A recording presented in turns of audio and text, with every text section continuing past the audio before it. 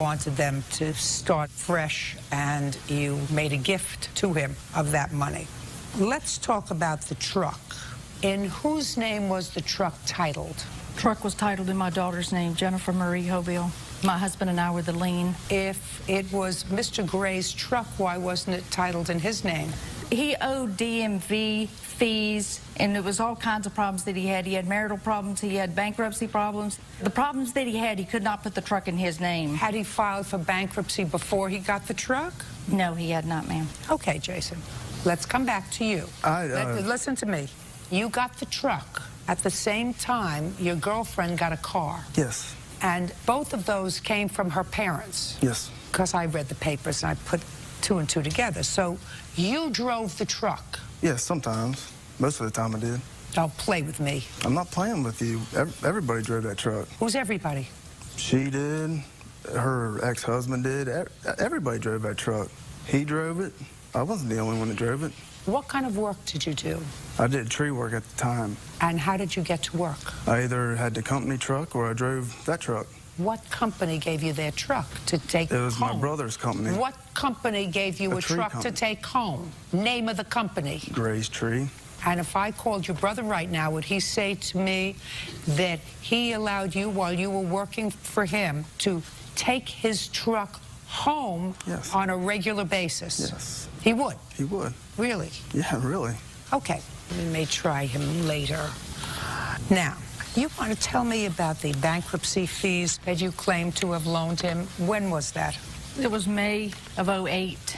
He had asked for $1,100 for bankruptcy. He needed it immediately because his wife was going to file for all the bank charges that they had, and he had another vehicle that was in there, a Dodge Durango, that had to be repossessed, and he was going to have to pay $8,000 to $9,000 on that if Jason could not get the bankruptcy. $1,100 in May of 2008, 2 years ago. Yes. Now, in March of '07, you claimed that you registered the truck. Yes, ma'am. And how much did you take out on the truck? I got a convenience check for $3,000. Okay, and between March of '07 and May of '08, how much did Mr. Gray pay on the truck? $400.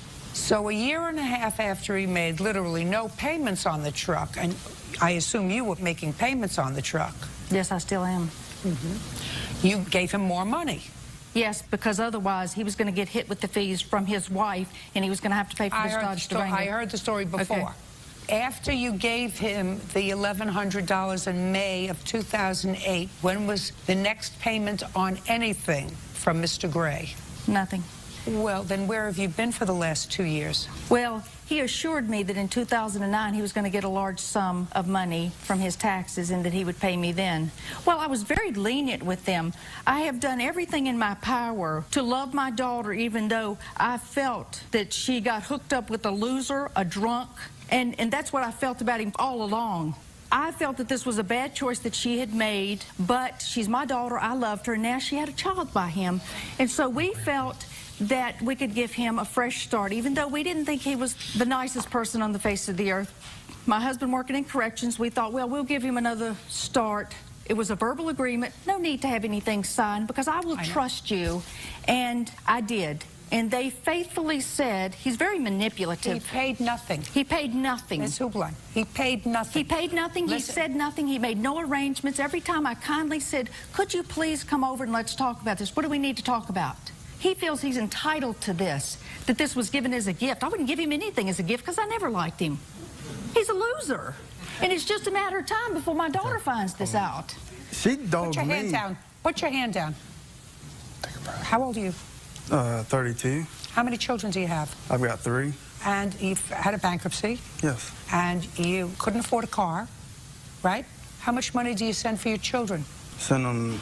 Don't look over there. I send them $140 a week. $140 a week. Do they take that out of your salary? Yes. I'm all caught up. Caught up means you were far behind. I'm there. I'm paid up. I'll pay for that too. You ain't paid for nothing. No. Now, just listen. Did I let you speak? I understand where it's at. No, I understand where it's at. I got it. Now, when you had the truck. When she had the truck. When you had the truck. Did you take the truck off-road? Yeah, it was a woods truck. I had to take it off wood to listen get me. some wood. Listen to me. If you can answer my questions with a yes or a no, answer Yes, it. I took it off road. And you took it off road for... Put your hands down at your sides. She's right. You'll find out 5 years from now, you won't remember what his face looks like, except every other Saturday, maybe, when he comes by for 4 hours to pick up your child. Maybe. Trust me. I got a nose. Been around the business for a long time. He's got a bad character. That lady's got a bad character. I didn't ask you anything, and I wasn't speaking to you. Put your hands at your sides. Not in your pockets, at your sides. Judge Judy continues in a moment. Well, you've made 2 bad choices in men. Well, yes, I'm not going to say Jason's perfect, and you know, neither one of us is perfect. Listen, none of them are perfect. Right. Real cases, real people. Judge Judy.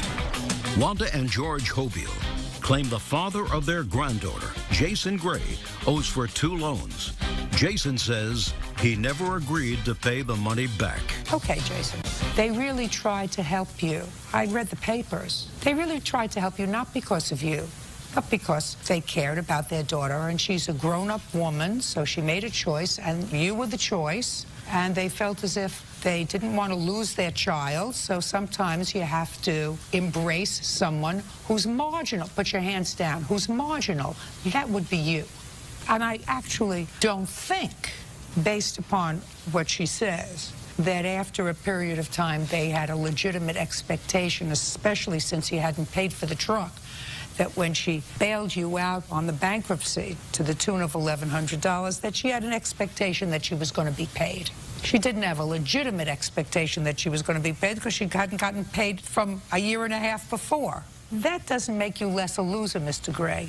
And I really just wanted your girlfriend to know that you have one mother, you have one father. Were you married before? Yes. Stand up.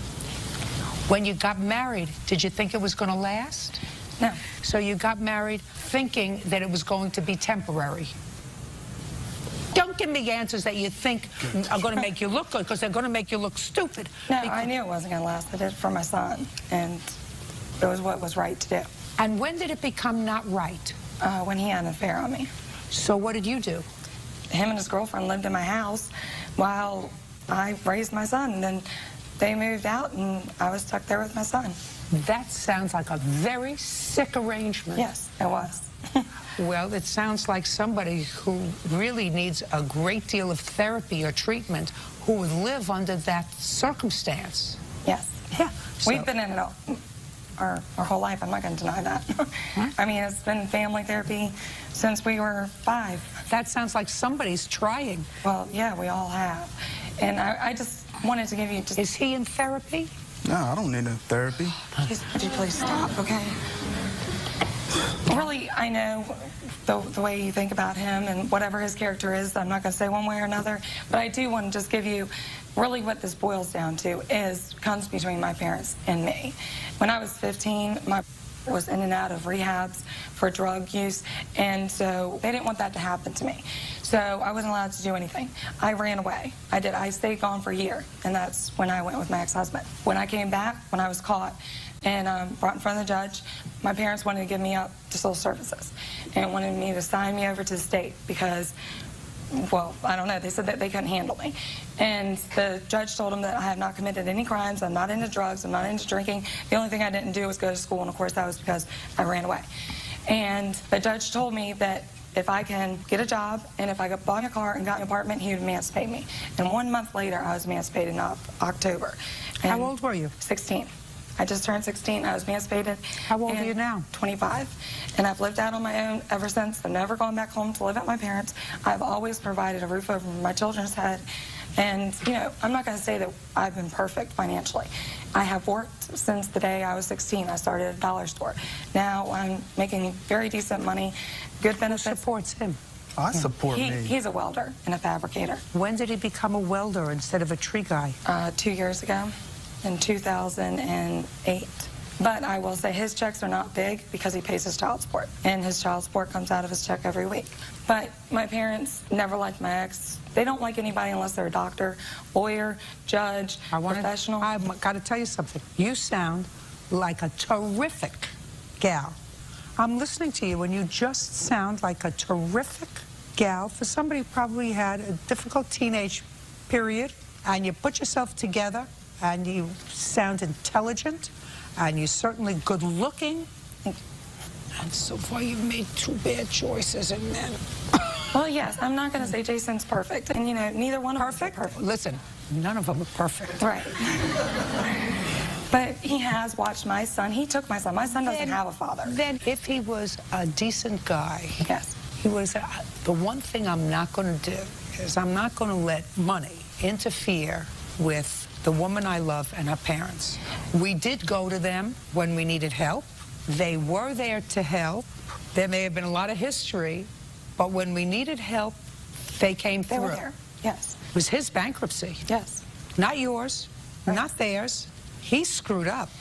If he were a man, he would say, I'm not going to allow this amount of money to interfere with that relationship. If they have other issues, I don't want their issues to be about me. You're correct. Great. And I said to you, I'm looking at you, and you look like a great gal who doesn't have to settle. Judge Judy continues in a moment. My children I got it. hurt. They want to know why they can't get emails with me. You know, they want to know why they can't get some pops. He calls them. That's absolutely so sad. It is. Real cases, real people. Judge Judy. Wanda and George Hobile claim the father of their granddaughter, Jason Gray, owes for 2 loans. Jason says he never agreed to pay the money back. Okay. You know, sometimes it's better to be alone. Sometimes it's better to be alone. He is a great father. I mean, I go to school full time. He's a great father.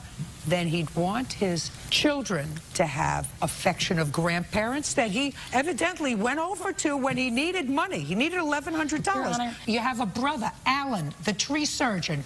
Did he give you $1,100 that you needed? He was going to. No. Did he give it to you? No. He's related to you by blood. You're not even married to her. You have a father? Yes. Did you go to your father? No. No. I went to my brother. No, listen to me. Jason, you got where I'm going? Strangers bailed you out. Strangers gave you $1,100. May I just... Yeah, sure, tell me. A lot of this, and I know that, yes, it was all for him, but I was the one who asked for it. I'm the one who went to them. They don't even communicate with Jason. Jason doesn't communicate with them. Just a second. Did Jason take the $1,100 from you? Yes, he did accept it. Yes, he did. Then he should have paid them back. We paid some of it. We paid around $200 to $300. It was so long ago, and they have not been asking for the money until December, when my mother and I had a falling out. What did you have a falling out with your mother about? We had a falling out because my mother likes to control all of her kids' lives, and she does. And I sort of know that. I understand that. well, my mother wants those years that we didn't have when I was younger because my took so much of it. And so my mom wants those years back. And she's got to learn that I have my own family as well now. And my children I barely see because I work so much and I go to school full time. I've got my associate's degree and now I'm working on my bachelor's. So over the past 5 years, that's what I've been doing. And my mom, when I'm in her life, she wants the phone call every day. She wants me to answer her phone every day. On the weekends, she wants me to come by. She's asking for time with me, and that's understandable. She's my mother. But my children are not allowed to come. She does not call my children. She did not call my children on their birthday. She will see my children maybe 3 times a year, and that is not by my choice. My children used to ask about Pops. Pops used to take him up on the mountain, and he's not allowed to do that. So she wants to see you. Well, yes, but, you know, my children I got it. hurt. They want to know why they can't get emails with me. You know, they want to know why they can't get see Pops. My children does not even call my parents Meemaw and Pops anymore. My son the other day seen my vehicle out at the parking lot for sale. My son told his daughter that that is my mom's car now. He doesn't even call her Meemaw. Well, that's absolutely so sad. It is. It's absolutely so sad because I have a sense that there's lots of misunderstanding between you and your mother. Now your father, he looks as if he just wants everybody to be happy. Out of it. He's my teddy bear, and I love him. But there looks like there's lots of unhappiness. It's communication. It's a lack of communication. Listen to me. The only thing is, if there's a lack of communication between you, eventually it'll work itself out. You see the arms crossed? Yeah. He doesn't care. Actually, he doesn't care that, aside from the fact No, that... I care. I just want to say something. If you cared, and if they said, listen, we feel foolish, we gave you this money, and we would like to have it back, then you would say, listen, I don't want that to interfere, because I actually don't think that they had an expectation of being paid back, so I'm not granting them a judgment. That means that despite the fact that I'm not crazy about you, you won. Judge Judy continues in a moment. Are you in a family dispute? Go to judgejudy.com or call 1-888-800-JUDY. Okay, Jason, you can win or you can lose. And if you want to live with a happy woman and somebody who's been through a lot but sounds to me like a great gal, works hard, supports her children, because you don't support them. You support, no, you don't. You support your other two children and maybe yourself. But as she says, his checks aren't very big because they take out his child support. Bills. Yes, but he does provide them with love. I mean, my son... Just a second. Yes. You know, you could die of starvation on love. Yeah. I'm talking about supporting them. You support them, and not only do you support them, according to what you tell me, which I believe, but you also say, listen, I want to get my degree, I want to move my life forward in a different direction. Yes. All sounds great. All sounds terrific, and we can never go back to the past. You know, if there was a child that took a great deal of attention, sometimes that happens. Whether it's somebody who's physically sick, who has MS or MD or has cancer, sometimes, you know, a drug addiction takes more emotional fortitude very often than a physiological illness. So I'm sure that if they had to do it all over again, they may have allocated their time a little bit better. But that's history. And when you were in trouble and you needed something, they were there for you. So try to work it out. Are you the other daughter? Yeah. Yeah. I was there in the middle for everything. Just a second. You get along with your parents? Yeah, I do. Get along with your sister? It's been rocky because of everything going on, but I try and maintain at least somewhat of a relationship to see my niece and nephew. And do you? Yes, I do. Good. I'm glad. Goodbye. Parties are excused when they step out. Judge Judy continues in a moment. And on the next Judge Judy, Johnny Rogers is suing the father of his girlfriend's children, Donnell Little, for making a false report to Child Protective Services and for handing out defamatory flyers to his neighbors. Order. All rise. Yes, case number 35 on the calendar in the matter of Rogers versus Little. Thank you. You're welcome, Judge. Parties have been sworn in. You may be seated. Ma'am, have a seat, please. Mr. Rogers, this is your girlfriend, I assume. Yes, ma'am.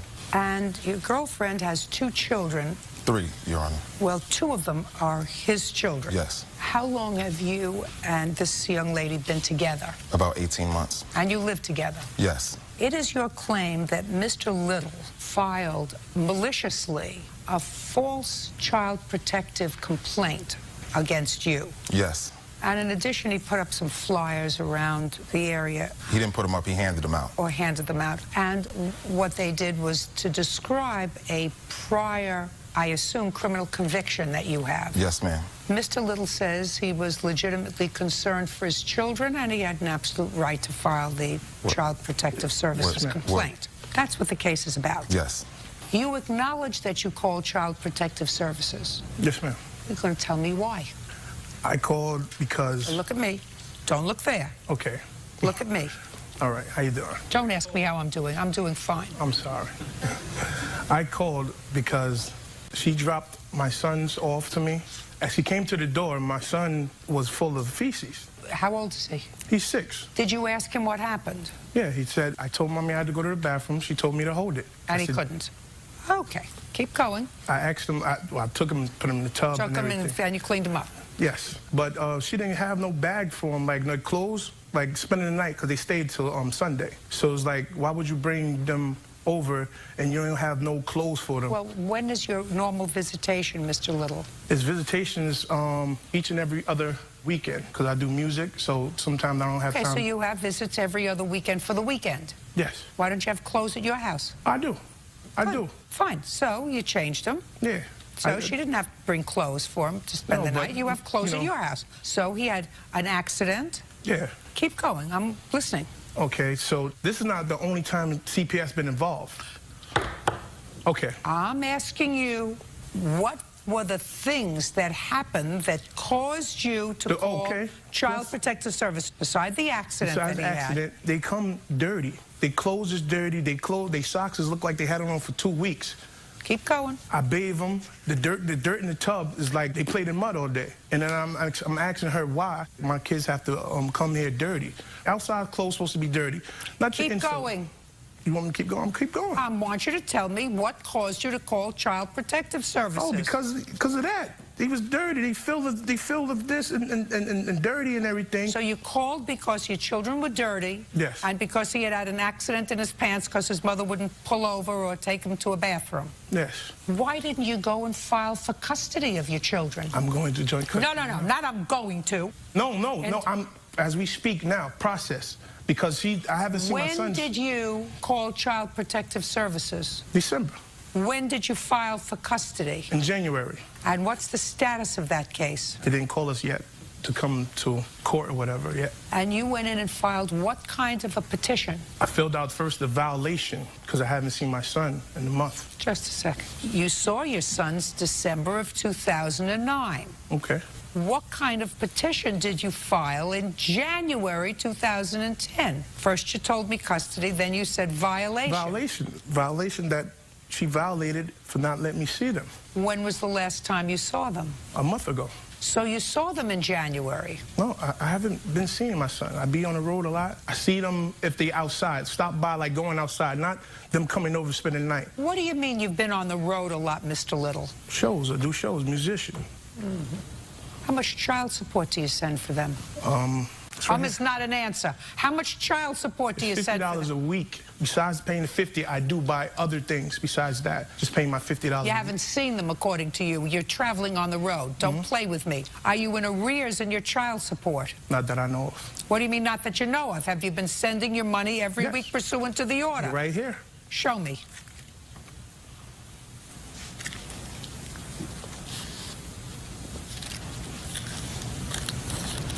Take this back. I'm not interested in this. I'm not interested in this. This is what fathers do for their children. I assume that those are receipts for clothes and things that you bought. Yes, ma'am. I'm not interested in that. Okay. Stand up. Over there. Your last name is? Tunley. Miss Tunley, you get $50 a week from him? No. I've been getting the money since the court ordered it from the Child Collection Service. Since when? Since October 13th of last year. Of last year, since October of 09, it's been coming directly to?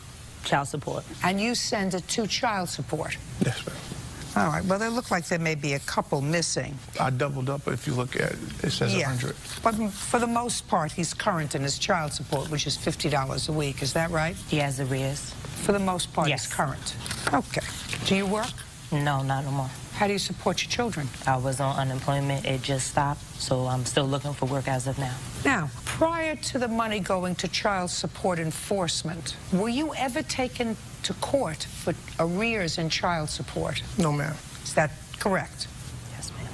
Now, Mr. Rogers, you indicate to me that you can prove to my satisfaction that he called Child Protective Services maliciously. Your Honor, I got a tape record, and he knows when he calls the house that everybody's recorded because this is where I do my business. Is what you're telling me that you recorded his voice? Yes, I recorded him in the conversation about why he called CPS. I'd like to hear it. Want to give it to me, Bert? I say something to that? No. Okay. I have to hear it. All right, all right. Judge Judy continues in a moment. What is this? This is that he's a sex offender, registered sex offender, that he touched little boys and girls. This is an incident that happened when I was 19 years old. It was one case for 2 people, and it was 3 older adults. Real cases, real people. Judge Judy. Jelani Rogers claims the father of his girlfriend's children, Donnell Little, made false accusations to CPS and passed out defamatory flyers to his neighbors. Go ahead. He sacrificed his time, his life. So don't tell me about what I'm sacrificing, and you don't know what my plans are. You made me a part of it when you called CPS. You became a part of it because Tanika wanted to speak her mouth and say what the she said. Same way she sat there and say, oh, you told me to call CPS? Fine, I call CPS. That's the same he just did. So you want to call tit for tat. Tit for tat. Got it. But that's like calling the police and you're a gangster rapper. That don't matter. Is that it? Yes, ma'am. What did she do to you, Mr. Little? First of all, What did she do to you, Mr. Little? they called my mother. My mother called me in because he claimed to my mother that, oh, I don't want to have no problem with your son. My mother called me. I told my mother I didn't want to speak to him. My family said, you know, just speak to him because he's saying he don't want no problems. So if you notice that it just jumped into an argument, that's because he was already saying stuff to me. And I'm telling him, as a man, you're sitting there telling me about calling CPS. And I'm telling him, well, as a man, you would call CPS too if your kid came the way my kid came to me. That's not what you said there. What you said there was it's tit for tat. She called your mother, and you're calling CPS was, according to you, tit for tat. Not tit for tat. That's what you said.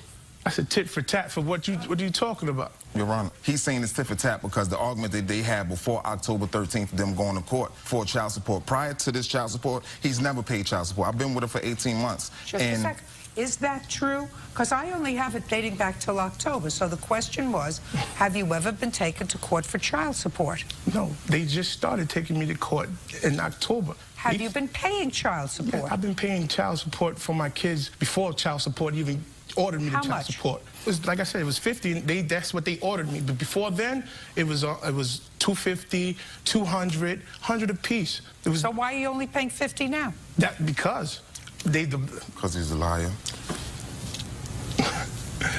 The reason I'm paying... No, if you were paying $250, Mr. Little, why am I paying only $50 now? $50 now? Because when I went to child support, they asked me, what do I have to show? I proved all my receipts. On top of that, I have bank statements where I have CDs for my kids for when they get older. There's money in the bank account for them. So it's right. I've been paying what I'm supposed to have been paying. So, you know, the judge looked at it and was like, well, Mr. Tunnelly, he is doing what he's supposed to do. Did you file tax returns last year? No, ma'am. Why not? Because I didn't get a chance to. What about the year before? What about the year before? No. Okay.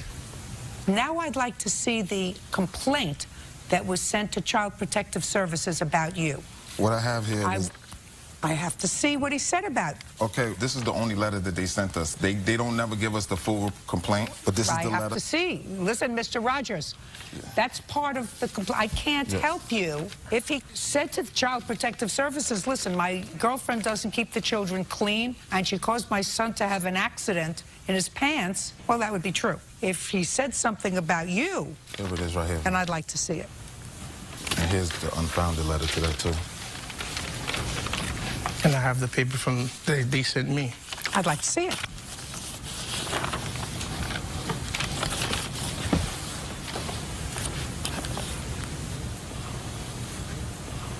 Did you call Child Protective Services on him? I never called Child Protective Service on him. Well, is what you're telling me somebody called Child Protective Services about you? Yes. Well, who do you know did that? Them. How do you know that? She says she didn't. Did you? I didn't. I don't know what this is about, sir. All I know is he was made the subject of a report that you acknowledge that you called in. And when I just asked you before, on what basis did you call Child Protective Services, there was zero complaint about him, which means you had no basis to call Child Protective Services about him. Listen, they called me back. When they found that he lived there, because if you look, this was a different address there where he lived at than the address that he has now. And when they called me, they asked me, do I know anybody who's supposed to be staying there? And I'm like, yeah, that's the guy. I had this. Well, I just pulled this off from the school, because the school found out what he is and what he does. I don't know what you're talking about. Excuse me, Your Honor. First of all, he knew about this, what he's trying to say, in the summertime. What is this? This is that he's a sex offender, registered sex offender, that he touched little boys and girls. He was going around, just what he said. He was going around. This is an incident that happened when I was 19 years old. I made a mistake at 19. Twice. I apologized for it. It wasn't twice. It was one case. It was one case with 2 people, and it was 3 older adults. Judge Judy continues in a moment. I think you're all scamming the system one way or another. And I think there's a certain psychology that I'm seeing that's going on and that's making me very uncomfortable. Real cases, real people.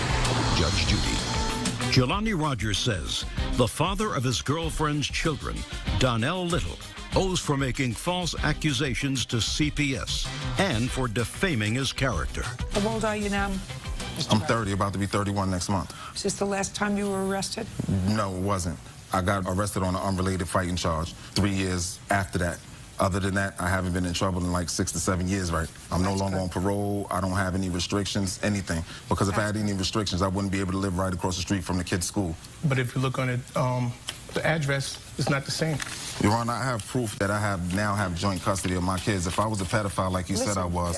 My concern, Mr. Little. My concern is about my boys. No. If you were concerned about your boys, sir, you wouldn't be on the road. If you were concerned... But that's the way I make a living. The federal government doesn't know about that, sir. We understand each other? If you're concerned about your boys living with him and living with her, find a job in Yonkers and get custody of your children and stay in Yonkers and raise your children. But you only care about them when you're not on the road. No, you can't tell me I don't care about my kids. No. I thought somebody was harming my children. I guarantee you I wouldn't be on the road. If I thought my children were being molested or not cared for, I would have been in the courthouse, sir, last summer. I am in the courthouse. No. You can't tell me what I'm fighting my kids for, like, you know. You're not fighting for your kids. You can say everybody has a lawyer? As right now? As right now, as we speak, no, Mr. Little. Well, since you don't pay taxes and you paid practically nothing in child support, then you should have enough money to have a lawyer to file an order to show cause alleging that your children are at risk and you want immediate custody. Well, if the you court... haven't seen him in a month. Ma'am, if the court...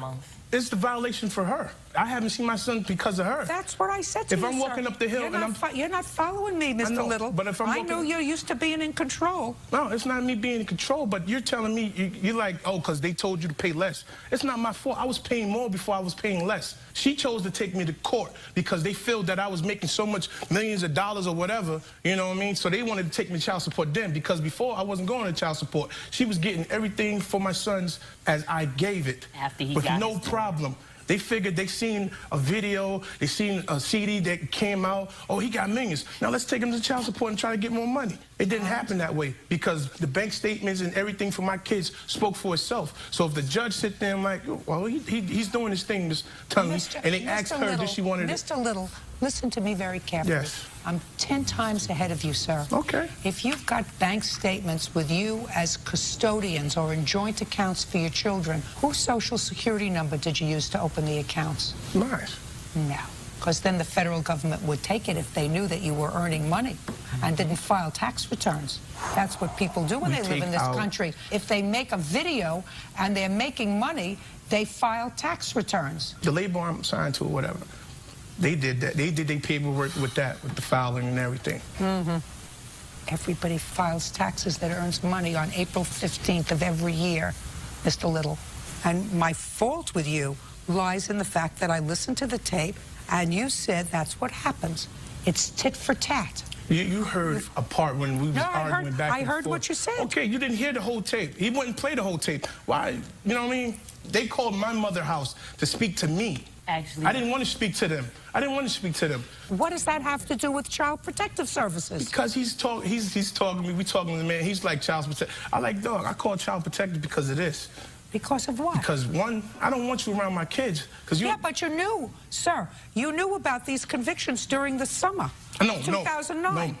no. Conviction not in the no summer. summer. Well, when did you find out In about December. The same time with the child, with the CPS. Your Honor. In December. Your Honor. Yes.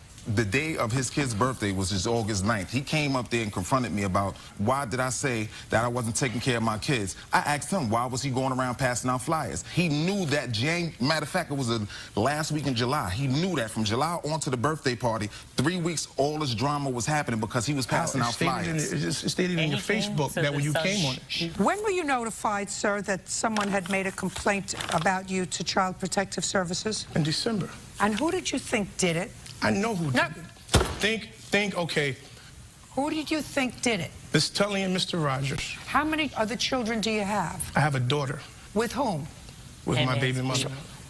With my other baby mother. Have you ever been in court with the mother of your daughter? No, ma'am. Do you support her? Yes, ma'am. How much? A lot. He lives here. Sit down. Judge Judy continues in a moment. Want justice? Go to judgejudy.com or call 1-888-800-JUDY. How much?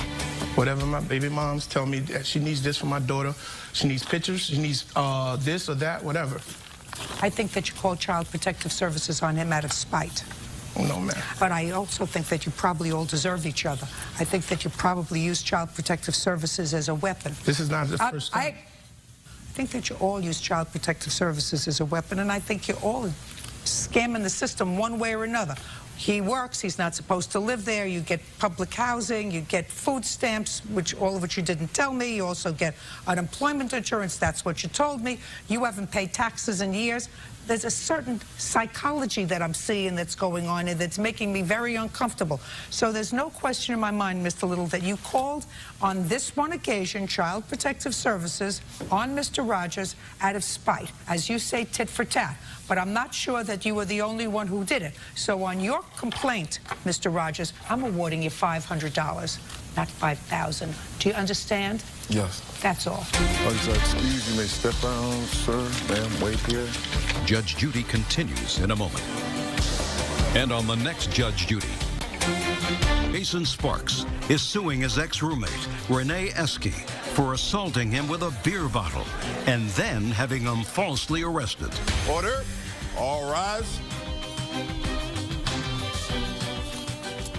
Now it's case number 18 on the calendar in the matter of Sparks versus Esky. Thank you. You're welcome, Judge. Parties have been sworn in. You may be seated. Gentlemen, have a seat, please. Miss Esky, what do you do for a living? I'm a waitress. Who do you work for? The Greek Corner on Orange Avenue in Orlando, Florida. How long have you worked there? I've been there now for 4 months. Prior to that, where were you working? I was working at a club in Orlando. What kind of club? A nightclub. Doing what? Serving. How long were you there? I was there on and off for about 8 months. What does that mean, on and off? I didn't always work there full-time. I had taken a couple breaks. How do you get to work? Now I take the bus because I don't have a vehicle anymore. How did you get to work then when you were working at the club? I used to have a Toyota Avalon. So you had a car? Did you have car payments? Yes. Did you have insurance? Yes. You had rent? Yes. And you were still able to work part-time? Yes. On and off? You have any other source of income? No. Mr. Sparks, you answered an ad on Craigslist and rented a room from the defendant, claimed she assaulted you, and in addition, she had you falsely arrested. This happened almost a year ago. You want to be compensated. Yes, ma'am. Where have you been the last year?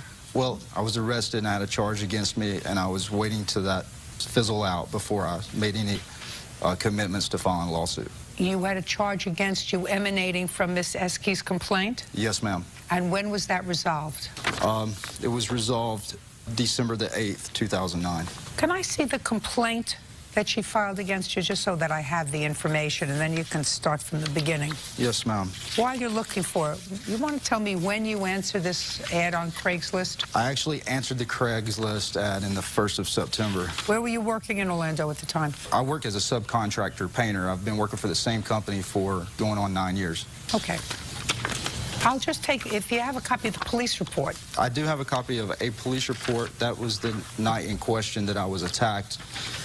The police came to the hospital when I was admitted. Let's go back for a second. Okay. All right, so you took the room eventually, and when did you move in? September the 16th, I believe it was, Your Honor. Okay. I was very impressed with the place. Tell me about the assault. On September the 27th, I was taking a nap. I'm a football guy, so Sundays I dedicate my life to watching football on Sundays. So I was in my room watching television, watching football, and at some point I dozed off and I fell asleep. Around 2:30 that afternoon, Renee come into my room and grabbed me by my shoulder and started cursing me, calling me names, and asking me what happened to her money. You stole my money. You stole my money. She then proceeded to go to my closet, pull out a bunch of clothes, start ransacking my room, picked up a belt, which I had a buckle on it, and she started beating me with the buckle, beating me hard with the buckle. Her witness was there. I'm not really sure what role he was playing in. It was happening so fast. I got around him, and I went outside. Renee and her witness came outside a couple of minutes later. I saw them drive off the property, and I went to a friend's house. 4, 5, 6 hours later, I came back to the apartment. No one was there. Went to my room, and the reason I went back to the apartment is because I had paid my rent. I had really nowhere else to go. I had put all my money into this. I come back, like I said, Sunday evening. No one was there. I got up Monday morning. I had a huge bruise on my arm. I had to work. I don't never miss a day of work, ever. Went to work with Bobby. Came home that evening. No one was there. About 8:30, Renee comes in. I'm in my room. I pretty much just stayed in my room the whole time I was there, either there or out on the balcony overlooking the swimming pool. It was kind of comfort zone for me. But at this point, I was in my room, and Renee knocked on the door several times. I told her I did not want to speak with her. She persisted on knocking on my door. She wanted to resolve it. So I gave her the benefit of the doubt, and I walked outside on the balcony and spoke with Renee and her witness as well. About 5 minutes as we were in the conversation discussing... Tell me about the conversation. The conversation was basically like she was sorry, she was apologetic, she didn't think that I took any money from her, she had went out, she was drinking. I blew it off. I didn't know really how to react. I was really shocked on how someone could do something like that. I'm just the facts. Okay. Just the facts. Well, we had the conversation. The conversation lasted no more than about 4 or 5 minutes. Someone rang the doorbell. Renee and her witness got up, went to the door. I'm still out on the balcony.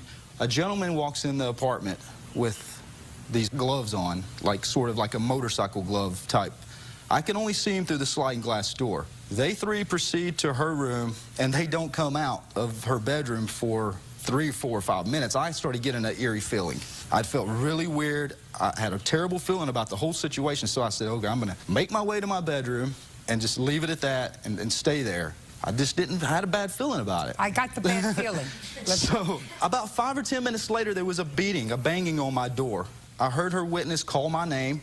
I then said, I don't want to talk. I don't understand what's going on. Within seconds, the gentleman with the motorcycle gloves busts into my room, has me cornered, takes 3 swings at me. He misses. I don't know how he missed. Call me Rocky Balboa. But I dodged him, and I got around him. Her witness was standing behind him. I got past him. I went into the foyer. As soon as I got into the foyer, Renee was standing there, and she threw a beer bottle. It shattered on the corner of the baseboard right there, striking me in the foot. I must have maybe stepped on glass on my way out, called 911, had a neighbor call 911. You have that report as well? I have the 911 entries. I'd like to see it. Judge Judy continues in a moment. He went to his closet and got a metal pipe out of the closet. He goes, I don't hit women, but this pipe does. And he was swinging it like this into his hand. I ran to my room, locked the door. Real cases, real people. Judge Judy. Jason Sparks says ex-roommate Renee Esky assaulted him during an argument and then had him falsely arrested. Renee claims Jason attacked her with a metal pipe. Now, when did you first, Miss Esky, tell Mr. Sparks that you didn't want him to smoke in the house? It was about the 3rd day. I had gone to talk to him, and the room smelled like cigarette smoke. Okay, so he came in on September 16th, and by the 19th, you realized he was smoking in the house, and you went in to have a discussion with him about smoking. He tried to deny it. Just a second. Okay. Sorry, Your Honor. I want you to tell me what you said to him and what he said to you about the smoking. I told him that it was a non-smoking house, and we had already discussed that, and if you wanted to smoke, you can go out on the balcony. So I didn't see any reason to be smoking in the room. And he tried to say that he wasn't smoking. The next day, I pulled up in my car, and he was actually like in the window blowing smoke out the window. And when he saw me, he ducked back into the window. Okay. So what did you tell him then?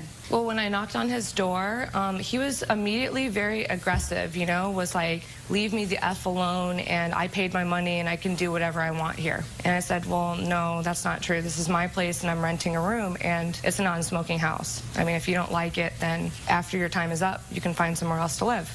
Well, the next day I went to work and I came home and he had casually asked me, how was my day at work? And I had said it was a rough day and my feet hurt. Well, he made a motion to rub my feet. Like, he actually touched my foot and was like, I could rub them. I gave him a look and I was like, okay, there is nothing like that going to go on here. This is nonsense. She didn't interrupt you. Don't interrupt her. Yes, ma'am. Go ahead. Roommate situation. And I just figured, you know, since there was no other advance, and he shook his head yes, and we had an understanding. But it was after that, the next morning, I had like $150 missing from my wallet. And, you know, he said right off the bat, he didn't take the money. I asked him because there was nobody else there. And he was like, oh, well, maybe you stopped somewhere. Maybe when you went to 7-Eleven, you dropped the money. Well, I've been going to that 7-Eleven for 10 years. Well, point was, they reviewed the tapes. I didn't drop any money there. I don't care. So he keeps saying, you know, he didn't take the money, he didn't take the money. Well, the next day, my witness came over, and we had had a couple drinks, whatever, hanging out. And he had told me that, you know, his wallet and keys were up in the kitchen, that he had $200 missing out of his wallet. So we decided to both talk to Jason and ask him about the money. I don't understand something. Your witness comes over for what? Because we're friends. So what did he come over for? Just to hang out. Okay, and you were having a drink. Mm-hmm. What was his wallet doing out of his pants? I don't know. I have lots of friends that come over to my house. Their wallets are not, their wallets are not out of their pants. The only one who takes their wallet out in my house and puts it on a table is my husband. So I don't believe your witness that he had his wallet out and $200 was missing, unless he sleeps over and his wallet was somewhere in the house. Do we understand each other? Yes. Because it doesn't make sense, and if it doesn't make sense, it's not true. We understand each other? Your Honor, that's exactly what had happened. Well, that's not what she said. Well, she forgot. That's not what she said. I hadn't gotten to that part. He did stay on the couch because Just a second. That's not what you said, sir. That's exactly what happened, is that I stayed the night because she was fearing for her life from what he had accosted her with, from some of the statements that he had made that were not true. Stand up, sir.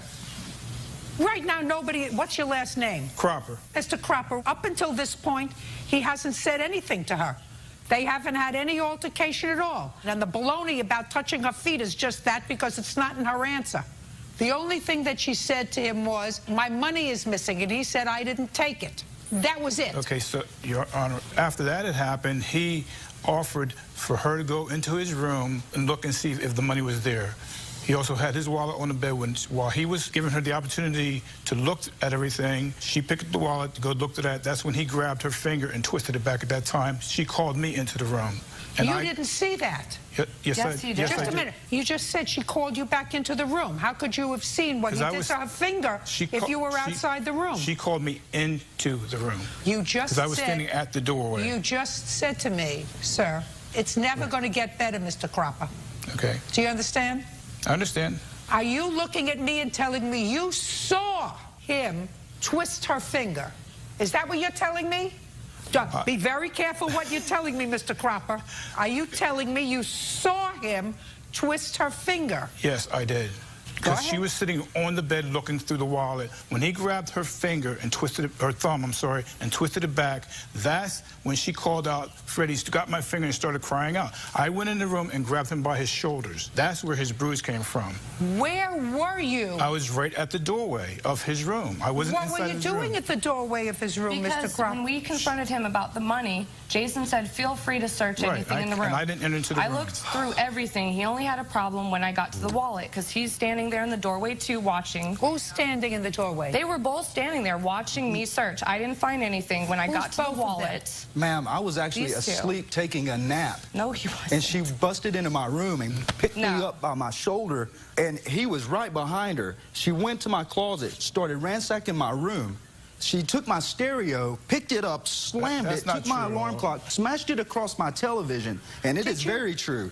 My witness seen the damages that happened to my room. I took him my alarm clock that she dismangled across my television. Well, the television set is one thing, an alarm clock is something else. I understand. Sir. We don't have anything in here.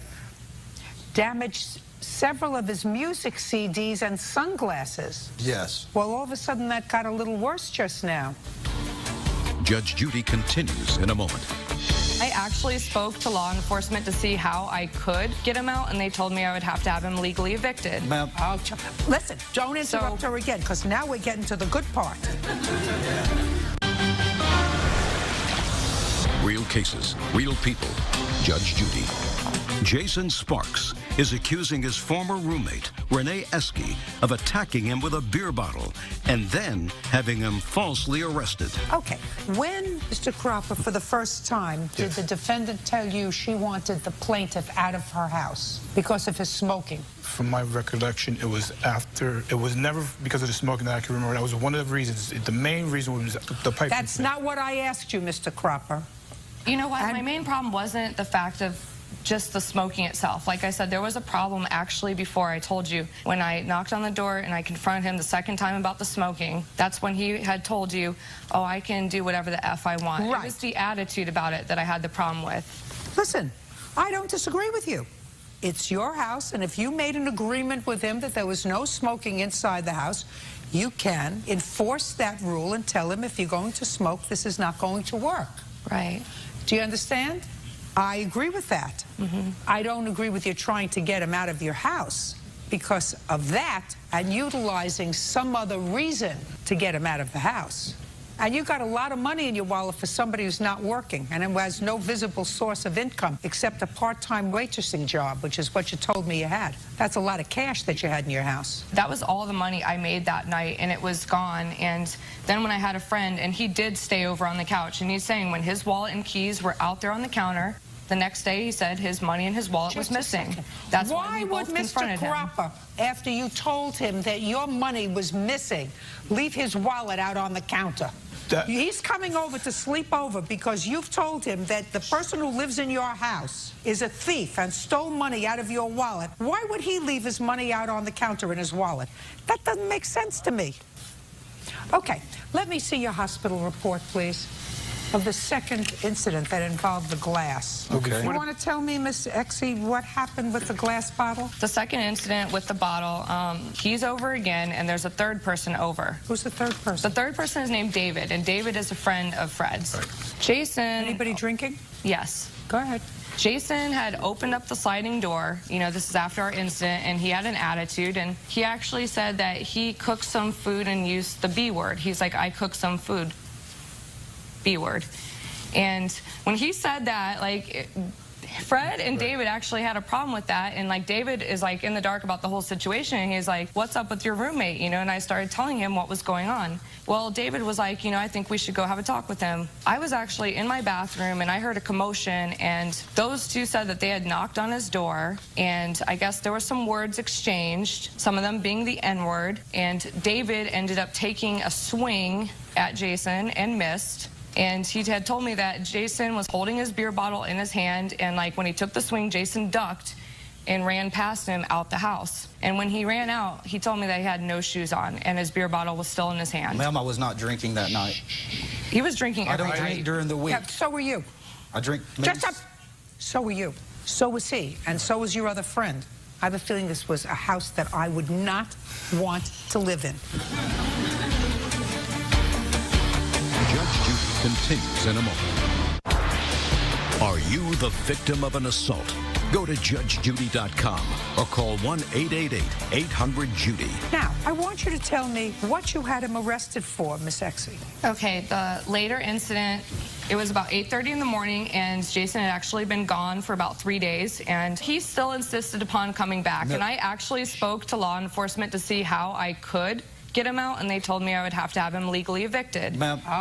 Listen. Okay. Don't interrupt her again, because now we're getting to the good part. Yes, ma'am. Okay, so he came back after 3 days. He came back, and like I had actually talked to my... Okay. He came back after 3 days, and he had fully paid for the month. Yes. Okay. And like, you called the police and said, I don't want him here. And the police said, hey, 10 steps ahead of you. And the police says to you, you're going to have to formally evict him. He has the right to be here. Yes. Next. Well, they had told me it could be a long process. Of course it can be a long process. When Yes, I told him about it, he said, you know, I know my rights, and he said, go ahead, try to make me. And like what I didn't understand was after all this stuff, if he feels so threatened, all this is going on, why did he keep coming back? I asked you why you had him arrested. At 8:30 in the morning, he comes in the apartment, and he's like, things are going to happen my way from now on. He's like, if I see any of your, and he said, N-word friends, he's like, this is what I'm going to do. He went to his closet and got a metal pipe out of the closet. And he was like, if you don't start doing things my way, he goes, I don't hit women, but this pipe does. And he was taking the pipe and he was swinging it like this into his hand.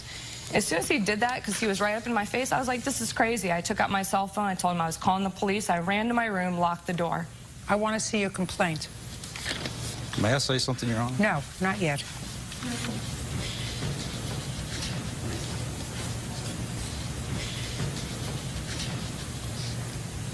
Okay. I'm not satisfied, Mr. Sparks, with regard to the assault that you allege was committed on you by the defendant. I am, however, satisfied that she had you falsely arrested because she wanted you out of her apartment, and the only way she could get you out of the apartment was to have you arrested. She had already contacted the police the day before. Police said there's no way that she could get you out of the apartment because you had paid your rent for that month. And I do not believe that you threatened her. I do not believe that you terrorized her. So I find in your favor in the amount of $1,500. Judgment for the plaintiff. That's all. Thank you. Thank you, Your Honor. Parties are excused. May step out, sir. Wait here. Judge Judy continues in a moment.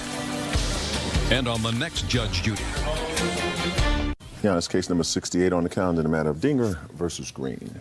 Thank you. You're welcome, Judge. Parties have been sworn in. You may be seated. Gentlemen, have a seat. Ms. Dinger, this is your husband's ex-wife. They have 4 children. Yes. So I have some preliminary questions. Ms. Green, when were you divorced? It was July of 2004. And where were you divorced? In what state? Idaho. And you are currently remarried? Correct. When did you remarry? December of 08. Is this your husband? Yes, it is. And where was he from? He's from Riverton, Utah. When you were divorced in July of 04, what kind of visitation or custody arrangement was made by the court? Basically, he took the kids on his days off from work, which worked out to 1 week it was a Friday through until Tuesday night, and then the next week it was just a Wednesday, Thursday. And that situation extended until what month and year? Until we did a modification in 2007. To what? To more of a standard every other weekend arrangement. And who initiated that proceeding? I did. And what was the reason for initiating alternate weekends? I found that the children being with him for 5 days in a row, their schoolwork was not performing. It was difficult for them to be gone from me for that long. Did you have a trial? No, it was agreed to between our attorneys. You wouldn't happen to have copies of your proceeding? I do not. I do, Your Honor. I'd like to see it. There is a copy of what was filed and also what was agreed to and stipulated. I would like to see it. Would you stand up, Mr. Green? Mr. Green, in what month and year did you meet your wife? July of 08. Where did you meet her? I met her over in Boise on a 4th of July event. And what kind of work do you do in Utah? I work for Kennecott Utah Copper. I'm a maintenance planner. Do you recall when your wife moved to modify the agreement so that she could relocate to Utah? I believe that was in December of 08. And what's the status of that case? It's settled, yeah. And what's the settlement? That we were allowed to move my wife and the kids to Utah. How often does Mr. Dinger see his children now? We alternate Christmas and Thanksgiving. Yes. He has 2 weeks in June, roughly, and 2 weeks in August, according to their school schedules. And we do also alternate spring break. So other than holidays, he doesn't see the children regularly as he had done between July of 2004 and December of 2008. That's That would be a fair statement. Yes. Okay. Now, you filed this petition and made certain allegations against both Miss Dinger and your former husband. And at the end of this case, you agreed to alternate weekend visitation. Yes. Now, when were you married to Mr. Dinger? November 30th, 2004. Now we have some background. And the two of you have 2 children together, and you have 4 children of your own? Yes, I do. It is your claim that Miss Green filed false charges against you. Absolutely. In an attempt to get a leg up You don't say that. That's what I say. In an attempt to get a leg up in her lawsuit against her former husband to allow her to move from Idaho to Utah to be with her husband. Yes. The critical question for me is, when did she file the complaint against you? She filed the complaint on the 13th of November in 2008, following an incident between me and my husband. We had agreed to separate due to some issues that we were having. She claims that there was an act of domestic violence. There was not. Did you call the police? No. Have you ever called the police to report a case of domestic violence against your husband? Yes, I did. When? February 3rd, 2007. And what was the result of that case? It was dismissed. At your request? Yes. You had to think about that? Well, we met with the prosecuting attorney, and we discussed it, and she agreed to dismiss it. Because that's what you wanted? Absolutely. Got it. I'd like to see the complaint she filed in November of 2008, and that's the one you're complaining about, is that right? Yes. And you were married December of 2008? Yes. All comes clear. Did your wife ever discuss with you moving to Idaho? No, we never discussed moving to Idaho just because of my work. I work in the mining industry. And so if you were going to marry, the expectation was that she was going to move from Idaho to Utah? Yes. But she couldn't because she would have to leave her children behind. Right. We knew we'd have to. Right? Yes. Unless you got a court to agree to relocation. Right. You got where I'm going, Mr. Green? Mm-hmm. Good. Now you can sit. I'd like to see what she filed against you. Sorry. I've got the complaint as well that I filed with the court. I'd like to see it. You would agree with me that your timing was serendipitous, madam. You know what that means? That means that it was a month before your marriage to someone who lived out of state that you decided to file a protective order against either your husband or his wife. That's actually incorrect. I had actually filed protection orders before. There is a history of abuse in this situation. When was the first time that you filed a protective order against Mrs. Dinger? The first time was June 1st of 2007. It was not awarded against me. Well, just a second. Is that when you filed your first protective order against Mrs. Dinger? Well, it's listed on here against the both of them. I'd like to see it. And that was in June? June of 2007. The abuse didn't start when I got married. The abuse has been ongoing over the past several years. You'll notice she filed application. Well, this says the respondent is Donald Dinger.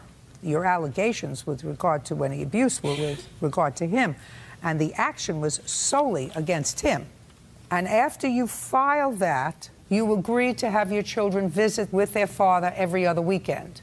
Correct. And according to your statement to me earlier, you said you did that because the children didn't want to be away from you for 5 days straight. It interrupted their schooling. That's what you told me. Correct. Okay, now you can return this. Can I say something on that particular issue? No. Okay. Judge Judy continues in a moment.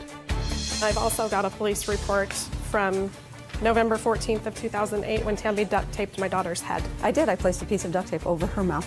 Why? Tammy Dinger says her husband's ex-wife, Tiana Green, falsely accused her of abusing her child. Tiana claims Tammy duct taped her daughter's mouth.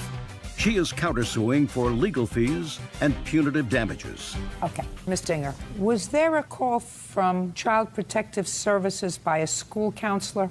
Yes. Did you speak to the school counselor or the child protective worker? I spoke to police and the child protective worker. And what happened as a result of that? The case was dismissed. I've got a copy of the report that was made I'd like to see it. Health and Welfare. That was called in by the school counselor, not myself.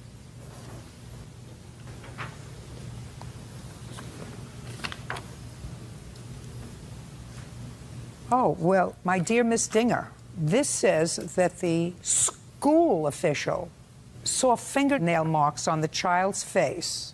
That's what it says. Yes, I've seen it. It was called in by the school. It wasn't called, it was observed by someone at the school. It's not the first time the child has made similar allegations. At one point in our home, she was sucking on her arm to give herself a hickey, which would turn out to look like a bruise, and informed her younger sister at the time, I'm going to tell the school counselor tomorrow that Tamby did this to me. We proceeded to the school the next day, which was a different counselor than this, to explain. Okay, so it's a complicated issue. Absolutely. If what you're telling me is that the child made up a story. Absolutely. And the child made up, according to you, this story so that the fingernail marks on the child's cheek were as a result of her hurting herself in some way. But that's the story that she told the school guidance counselor. Yes. Then the school guidance counselor has an obligation to call Child Protective Services. Absolutely. And as the child's mother, even though I think that there was an ulterior motive on her part, she has an obligation to protect her children. Do you understand? I understand what you're saying. Either she's going to say, my child is a liar, which is possible because they do lie, or I have to go along and believe her, especially since I know that there has been some domestic violence in that house. Right? Yes, Your Honor. Yeah. Anyway, that's your lawsuit. Your lawsuit is that she had no right to file these charges against you. In similar allegations that have arisen against her household, she has told police that her child is a liar. It may be, but she has an obligation, as does the school, Ms. Dinger, to call in a report, and she has an obligation to seek a protective order. She does, even though the timing couldn't have been more perfect for her. Do you understand? I do. Why is she? I have continuous emails where she's asking us to take the children following each incident that she reports. She needs to travel, so she wants us to take the children for her. She dismissed the protection order herself. The temporary one was awarded, as is done. She dismissed it. And she dismissed it, and then she decided to pursue her case in the family court to relocate. Absolutely. Exactly. 15 days after dismissing it, asked us to take the children again. Show me. I have numerous emails here. No, I would like to see, after she was advised by the school counselor that there were finger marks on the child's face, and after she filed for the protective order, I would like to see an email where she asks you to take care of the children. Wednesday, the 7th of January, 2009. Can I see it, please?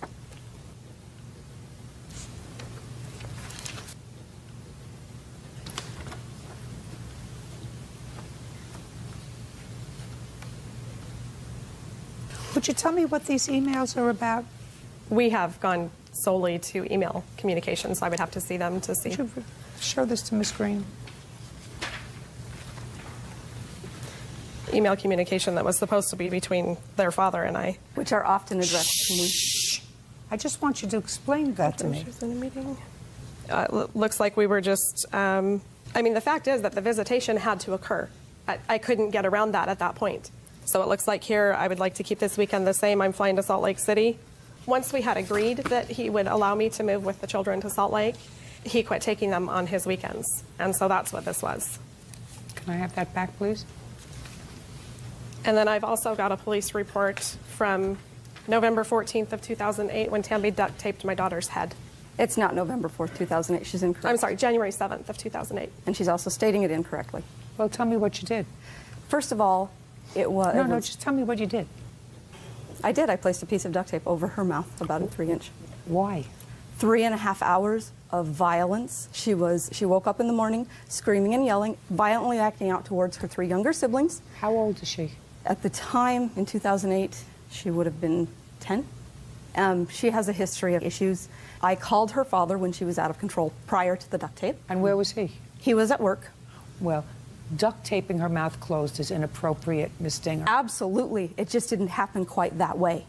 I don't care how it happened. I called him. He called her. Her response to him was, Donald, when the children are on your time, they are on your responsibility. You call the doctor and get the medicine yourself. She was 1.3 miles from my home, had the medication, and chose not to aid me. What does that have to do with duct taping the child's mouth closed? After 3.5 hours, the child, she keeps coming out of her room. I'm putting in her room to try and separate her. She has there are hit lots me. Of things. Listen to me. There are lots of ways, Ms. Dinger, to handle that kind of situation. It wasn't Madam. handling it. Listen. It was I lost control. No. Well, before you lose control, you take her, put her in the car, and take her home. I had 7 other children. That's not the 10-year-old's problem. That's your problem. If you folks have too many children, that's your problem. And if you can only take care of one child, only have one. And if you can't take care of one hysterical child, then you shouldn't have 6. What I'm telling you is, your response in duct taping her mouth is inappropriate. And if you did it, she has a right to complain about it. And if the child complains to a school counselor that you put your hand over her mouth and your fingernails went into her face, which the counselor saw, I'm not saying how she got them, but that's what the child says, then her mother has a right to file a petition to keep you away from her children. At the same time, she can file in the family court to modify the order of custody or visitation. All I'm saying to you is, you gave her the ammunition. She chose to use it at an opportune time for her. But that doesn't mean you have a lawsuit. Because if you did, in fact, do what you just acknowledged to me that you did, she had an absolute right to file a petition to keep you away from her kids. The only reason she had the ability to even have that is because I corroborated it. I stood up. Doesn't make any difference, Miss Dinger. You don't have a lawsuit if the allegation is true, even though serendipity was sleeping in her corner because it came at a perfect time when she wanted to relocate her children away from their father because she was getting married. All happened at a very good time for her. That doesn't mean you have a lawsuit. Now, you have a counterclaim that I'm prepared to hear for about 5 minutes. Okay. I also have a recording just showing the volatility that she can. I don't need it. I heard it. I ruled on her case. Okay. Now I'm ready to hear what you think you have a lawsuit about.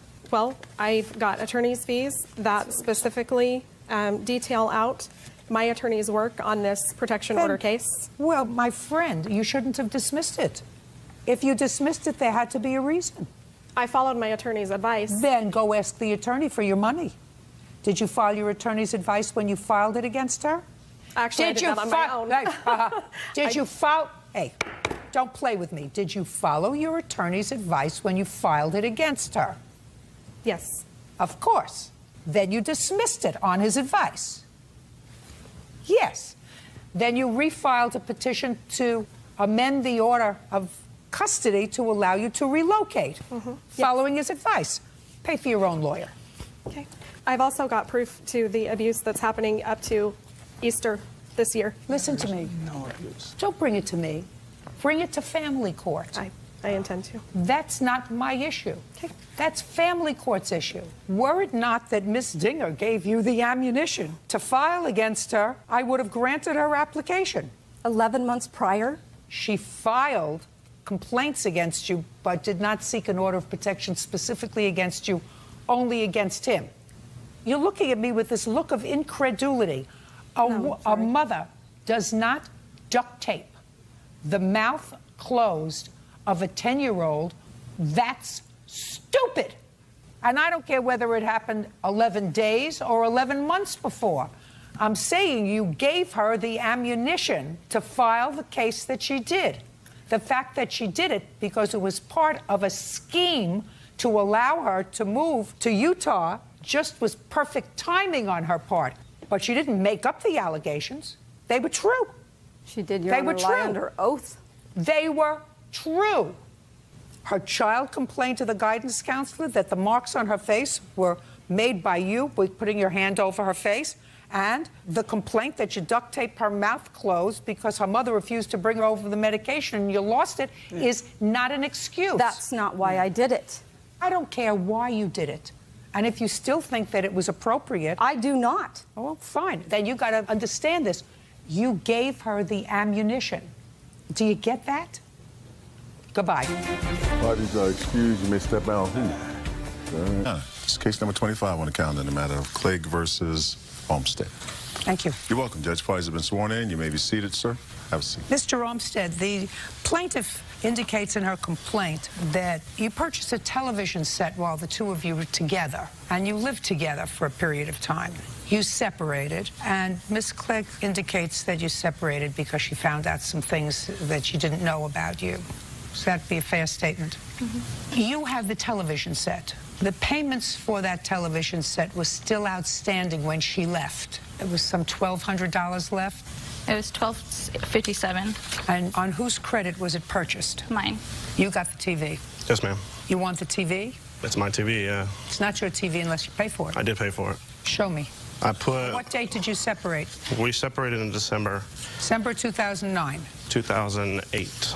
Okay. After December of 2008, she says that when you separated, there was $1,257 still owing. There was only $1,000 owed on it, and I transferred that money into her account in January. 2 transactions from my account to her account for $500 each a transaction. She didn't pay it off in time. Then the interest kicked in. There's 2 transactions. There's one on the first day. There's actually 3 transactions to her account equaling $1,500. The third one was for a credit card that she said I owed her $500 on, so I paid that as well. Okay, explain that to me. He did transfer money into my account. It was for a credit card that he had on my name because he didn't have good credit, so he could not get any credit in his name. Well, how much was owed on the credit card at the time? There was $400. The balance was $1,000. There's $400 charge, and it says on her attorneys for his divorce. And he also owed me for his child's dentist that I was paying, which I have proof here also that I was paying. I'm not getting so involved in this complicated case. Do you understand that? Yes. And then, I want to know how much was owed on this credit card when you separated in December. $1,062. Take a look at this, sir.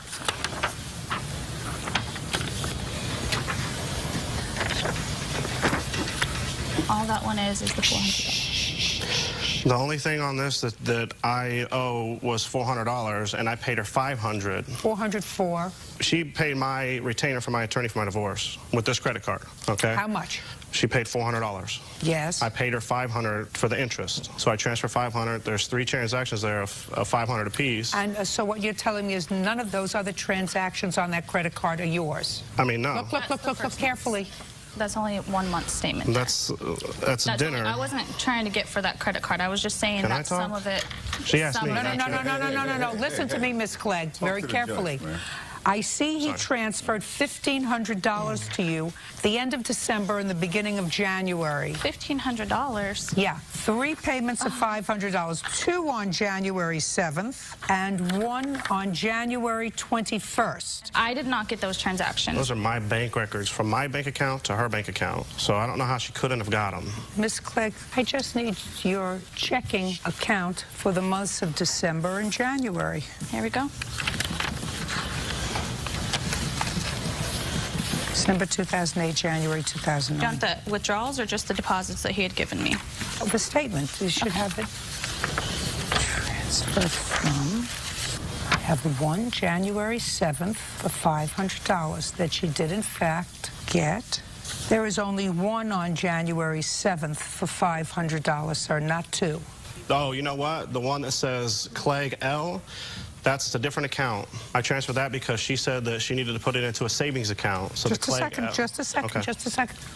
You have 2 that you've outlined on January 7, both to Clegg M. Okay. She only received 1, but they're 2 different numbers. Hold on a second. Yeah, there's 2 bank accounts. I mean, one of them was a savings. Whoa.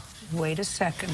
How many different bank accounts do you have? I have 2 savings, and I have 1, which the L is my mother. That's where you told me to transfer it to. No. I have are 2 different savings account numbers. Yes, I do. I have 2 accounts. I have 2 that's different my savings mom's, and accounts. I have 2 other savings accounts. Show me those 2 savings accounts.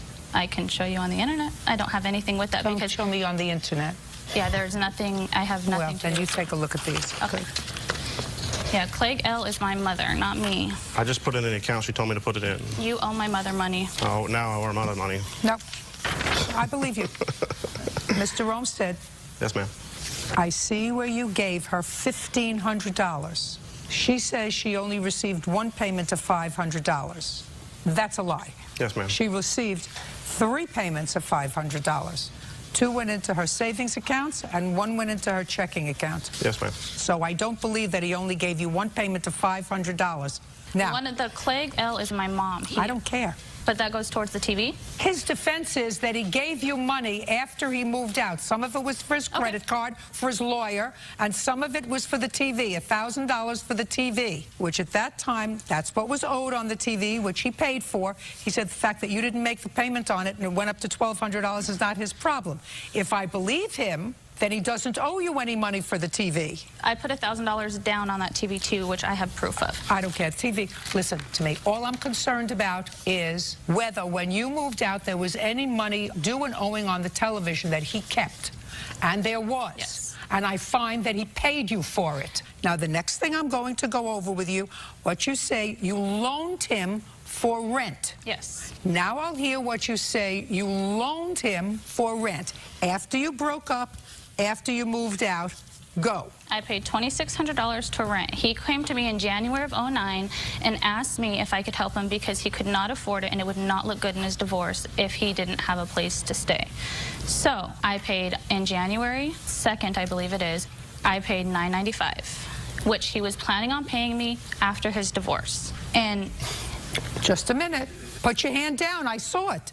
Didn't you see me looking at you? Well, I was just making sure you saw me. I couldn't miss it. Judge Judy continues in a moment. Why did you move out in December? He was with my sister's best friend. Yeah, that's a very good reason That's to leave. not true, Your Honor. She cheated on me. I don't care. So. Actually, that's for another program, another time slot, not mine.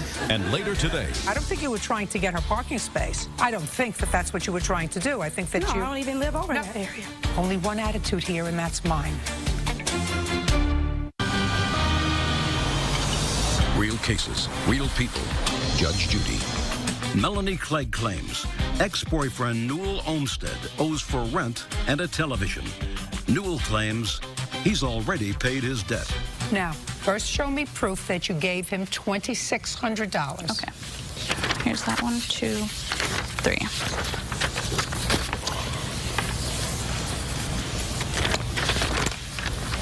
Don't give him anything.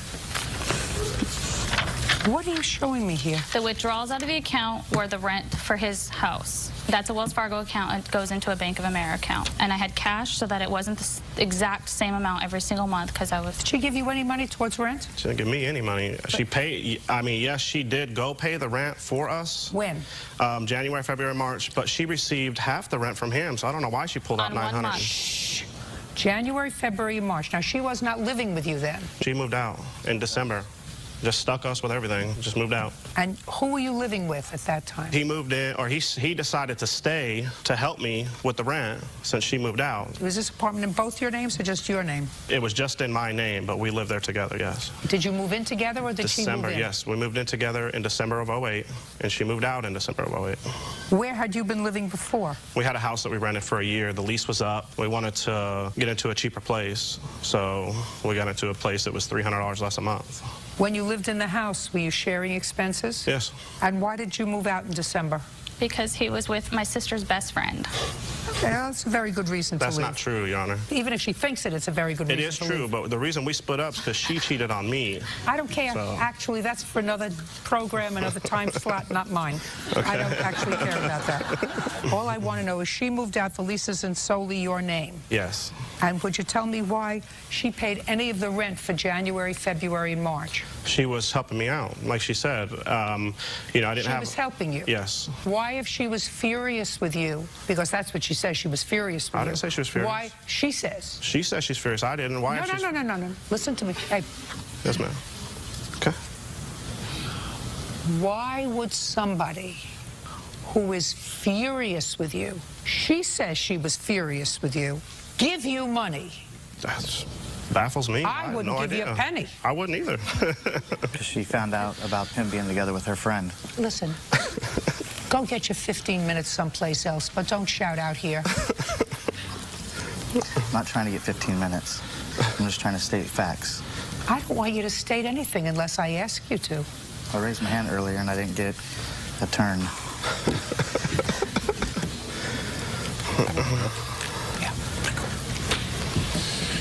Excuse me. But tell him not to go far in case I need him. Will do. I'm pretty sure we'll need him. Oh, I'm not sure. Okay. Just as long as she knows that he's here. The gentleman, Motormouth, who was here a moment ago, did he give you any money? No. Towards rent? He gave me $0. You never got any money from him? From him, no. If it came from his account, I don't know where the money came from. Did you get any money? That $500 that I put on there that says Tim's half of rent on that page, yes, that's the $500 of Tim's half of rent. Who is Tim? Motor mouth. Motor mouth. Yes.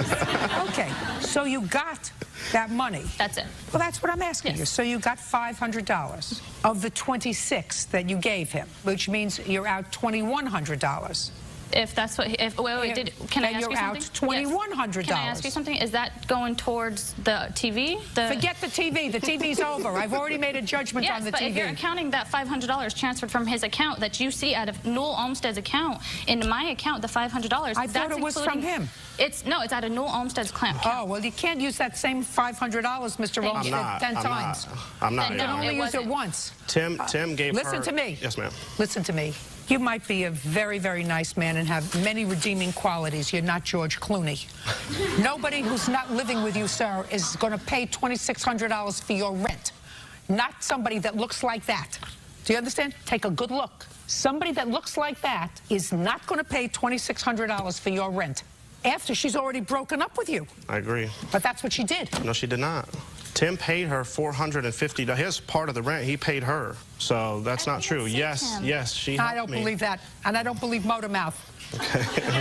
I don't believe you should have had nothing to do with her. After you separated, you should have nothing to do with her. How come she gave you money? Did you call her and tell her that you needed money for rent? I asked her to help me with rent. Yes, Good. You owe her $2,600. Judgment for the plaintiff. That's all. Parties are excused. You may step out. Thank God it's over. Obviously, she was still in love. He's mad that I dated somebody before him. She cheated on me. That was before we were together. I found out about 8 months after she did it when she finally confessed to it. Now he's with my sister's best friend. I was asking her, you know, hounding her. Finally, she admitted to it. Don't ever date a loser. And now the next case. All parties in the matter of Colley versus Johnson Cross. Step forward, please. 23-year-old Andrea Colley is suing Tiffany Johnson Cross for crashing into her car in the parking lot of their apartment complex. Why didn't you have insurance on your car? I didn't have insurance at the time. I didn't even know that it lapsed. I had a change of address put in, and my insurance was not mailed to the address that I was residing at. So once I spoke with them, I didn't know that the date was up. Let's go back, Ms. Cross. Where were you living? I was living in Forest Park, and then I switched. I'm now in an apartment at Fairfield, but they didn't know that. Do you have a lease where you're presently living? Yes, I do. When did the lease start? It started in the end of November. Of 2009? Yes. And on what date did your insurance lapse? My insurance lapsed on 2/19/2010. Go over there and show me where the accident happened, because each of you claimed that the other caused the accident that we're talking about, and this was in your building. Go over and show me what you were doing. Judge Judy continues in a moment. You hit her car with the front of your car. I didn't hit the middle of her car. I hit the front of her passenger side. Perfect. That's exactly what I said. Real cases, real people. Judge Judy. Andrea Colley claims neighbor Tiffany Johnson Cross ran into her car in the parking lot of their complex. Tiffany says it was Andrea who ran into her. Okay, go ahead. Basically, you were driving. I was and driving. She was behind you. Yes. And she acknowledges she was behind you, because I read your answer. Yes. You were behind her. Go ahead. I was driving down. I was trying to turn right into my parking spot. Do you have assigned parking? No. So you go where there is an open spot? Yes, ma'am. Okay, go ahead. I was turning right into my parking spot when she tried to go around me to the right, and which led her to coming, hitting my passenger door and fender. So she went around you on the right? Yes, ma'am. And where those lines are, I assume there were these lines? Empty spaces? Yes, ma'am. Okay. Now, you can step back. Now you go over Miss Cross and show me your version of what happened. You're behind her. Yes, I was behind Miss Colley, and she turned to the left. These spaces here were full. It was 9:30 at night. There were no spaces right here. She turned to park to the left. I proceeded to go past her because she did a complete left turn. When I proceeded to pass her, Miss Colley, I guess she may have saw another space, and she wrapped back around to the right, and she hit me. I'd like to see pictures of the car.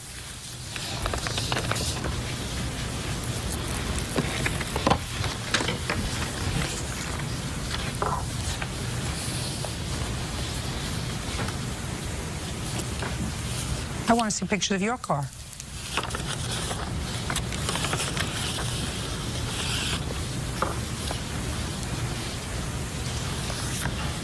You hit her. She didn't hit you.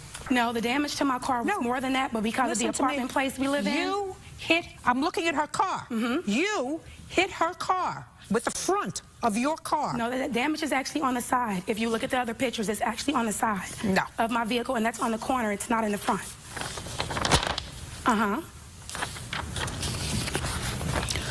Middle of her car. Where is that? Front Because I didn't of hit your car. I didn't hit the middle of her car. I hit the front of her passenger side. Perfect. That's exactly what I said. No, I'm not saying that I hit her. What I'm saying is that's where our cars collided. Listen, Miss Cross. Yes? I know exactly what happened, and you had no insurance. Did you ask her to report the accident a couple of days later so that you could have your insurance reinstated? No, I did not. You didn't? And it wasn't because I didn't have insurance. At the time, I didn't know that it had lapsed until I called to talk to my insurance company, and then that's when they told me. I immediately reinstated my insurance. Go I did ahead, not Miss hit her Coley. car. She hit me. Go ahead, Miss Your Honor, Coley. No, you hit her.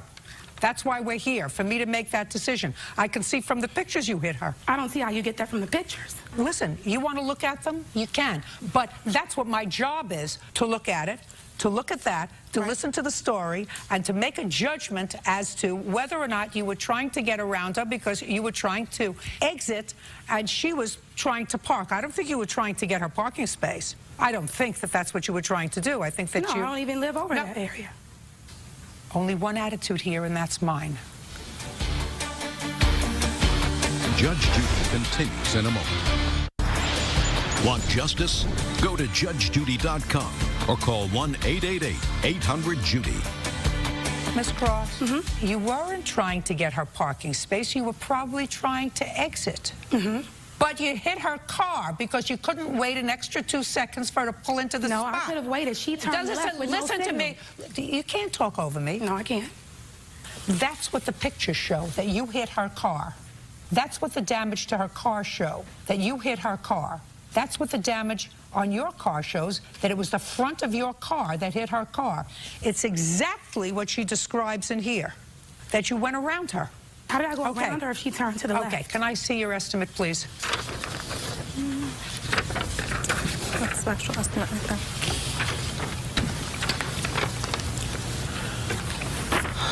You still living there? No, ma'am. When did you move? I moved at the beginning of April. Was your lease up? No, ma'am. Why did you move? I moved because I had 2 jobs. I lost my main job because of the fact they shut down, so I moved back in with my parents. Judgment for the plaintiff in the amount of $1,954. You count the claims dismissed. Parties are excused. You may step out. Judge Judy continues in a moment. And on the next Judge Judy. Now, that's case number 109 on the calendar, the matter of Harris versus Harris. Thank you. You're welcome, Judge. Parties have been sworn in. You may be seated. Ma'am, have a seat. Mr. Harris, this is your former wife. How long were you married? 10 years. From when to when? I must say 1991, 2001. Is that about right? No. June 17th, 92 to March 12th, 1998. That sound right? Yes, ma'am. Okay. You have children? Yes, ma'am. How many with 2. Mrs. Harris? 2. How old are they? 11 and 15. And where was the marital residence? In Austin, Texas. How long did you live there? About 5 years, I think. Was that immediately prior to your divorcing or separating? Yes, ma'am. The house in both your names? The loan is in my name. We were married when we bought it, so the title is in both of our names. And what did the judgment of divorce provide for with regard to the marital residence? She was awarded the house as long as she continued making the payments on it. And what were the payments? $820 a month. And Mrs. Harris had custody of the children? That is correct. And what was your child support obligation? $576 a month. So I assume you worked? No, not for 8 years, no. Did you go back to work after the two of you separated? I went back to work May 27th, 2008. Shortly after the divorce, it took a while to find a job. Are you still working? Yes. How much do you earn? I make $13.75 an hour. That includes a shift differential because I work later hours. Since the divorce, have you been current in paying your child support? I have been current. I'm paid through May right now at this point in time. But because of all the money I've had to put forth towards this house to keep it out of foreclosure. Now listen to me very carefully, sir. Yes. I want you to tell me, from the time of your divorce in 1998, Yes, I am current. have you paid each and every month $576 a month? Yes. There was never a time when you were delinquent. There's been a few times. When? Different times. Well, give me an example of different times, Mr. Harris. Because I have had to pay for this house. She didn't work for 8 years. I had to pay for everything over there. I'm talking about since the divorce, sir. Okay. Have you paid your child support each and every week, or have you been delinquent at some periods? Yeah, some periods I have been. Well, that's what I asked you. What periods, Mr. Harris? I don't recall. Well, so now let's understand what the lawsuit's about. Okay. It is your claim that Mrs. Harris purposefully vandalized the house before she moved out, and she moved out because she couldn't pay the mortgage anymore. The house was going to go into foreclosure.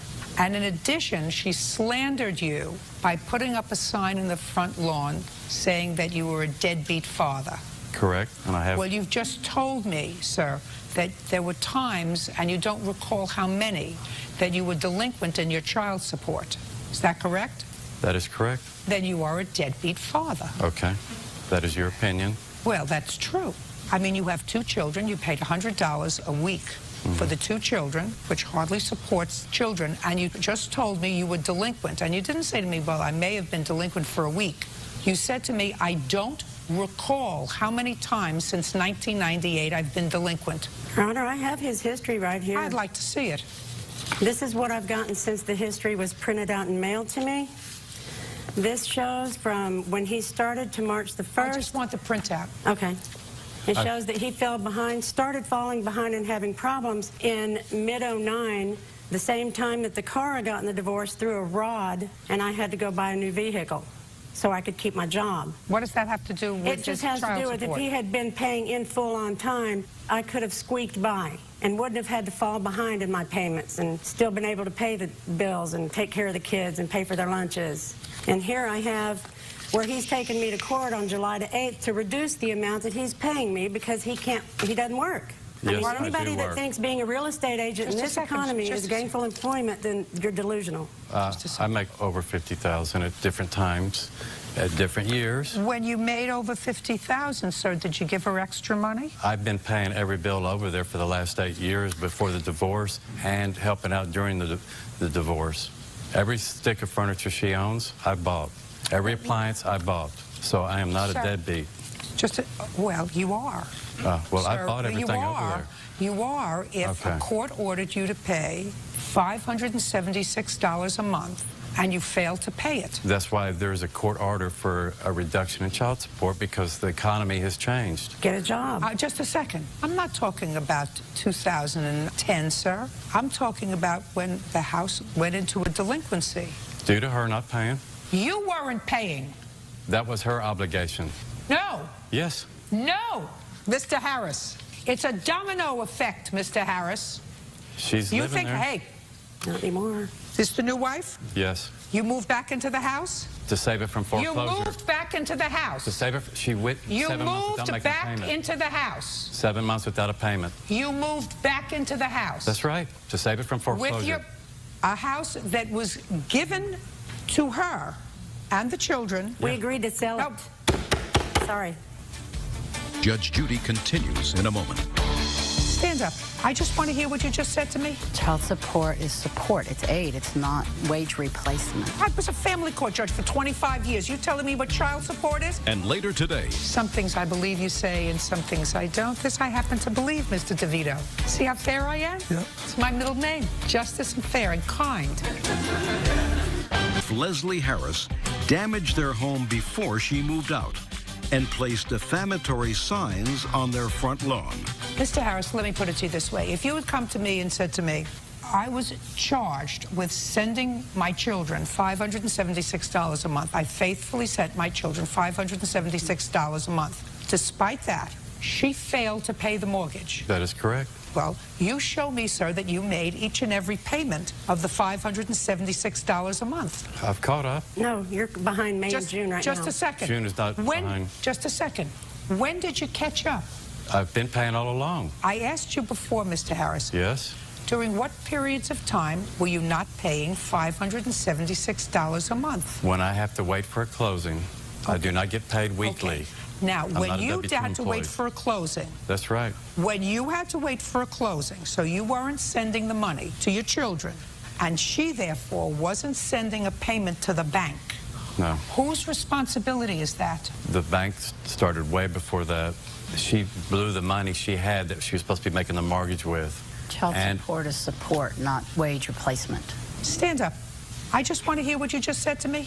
Child support is support. It's aid. It's not wage replacement. I was a single mom. I've received child support beforehand. I was a family court judge for 25 years. You telling me what child support is? Child support pays for piece of the rent, piece of the utilities, part of the cable, part of the food, part of the water bill. There were 3 people living in that house. 2 of them remain half his responsibility. Right. Good, sit. He just quit. Child support is not aid. Your Honor, he just paid March and April and May. Would you just do me a favor? Zip it.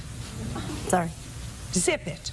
If he was delinquent in his child support, it was not a nice thing for you to do to put these a deadbeat. It was not a nice thing to do for your children. Do you understand? I put 2 flyers in the realtor box. If that's what they pulled out of there, then nobody was looking anyway. Listen to me. It's not a nice thing to do for your children. They didn't see it. They didn't know about it. Who saw it? Me. Who else? all the neighbors, and here's a picture. I don't... Hey, listen. I'm sorry. Yes. What are you laughing about? I'm just what are you laughing happy about? to be able to defend listen to myself me. here. He gets nothing. He moved back into the house, new wife, her child. If he wants to fix up the house, he now has. I assume you turned over title to the house to him? No, we had agreed to sell it. I signed a listing agreement. I don't think he ever intended to sell it. Listen to me very carefully. Very few people can sell houses today. In Texas, it's very not that few way. people can sell houses today. But meanwhile, he's living there with his new family, and if he wants to fix it up, he can fix it up. What I'm telling you is, it is not a nice thing for you to do to disparage the father of your children to anyone. It may feel good for a moment. It may have a visceral reaction for a moment. So, gee, that feels good to do it.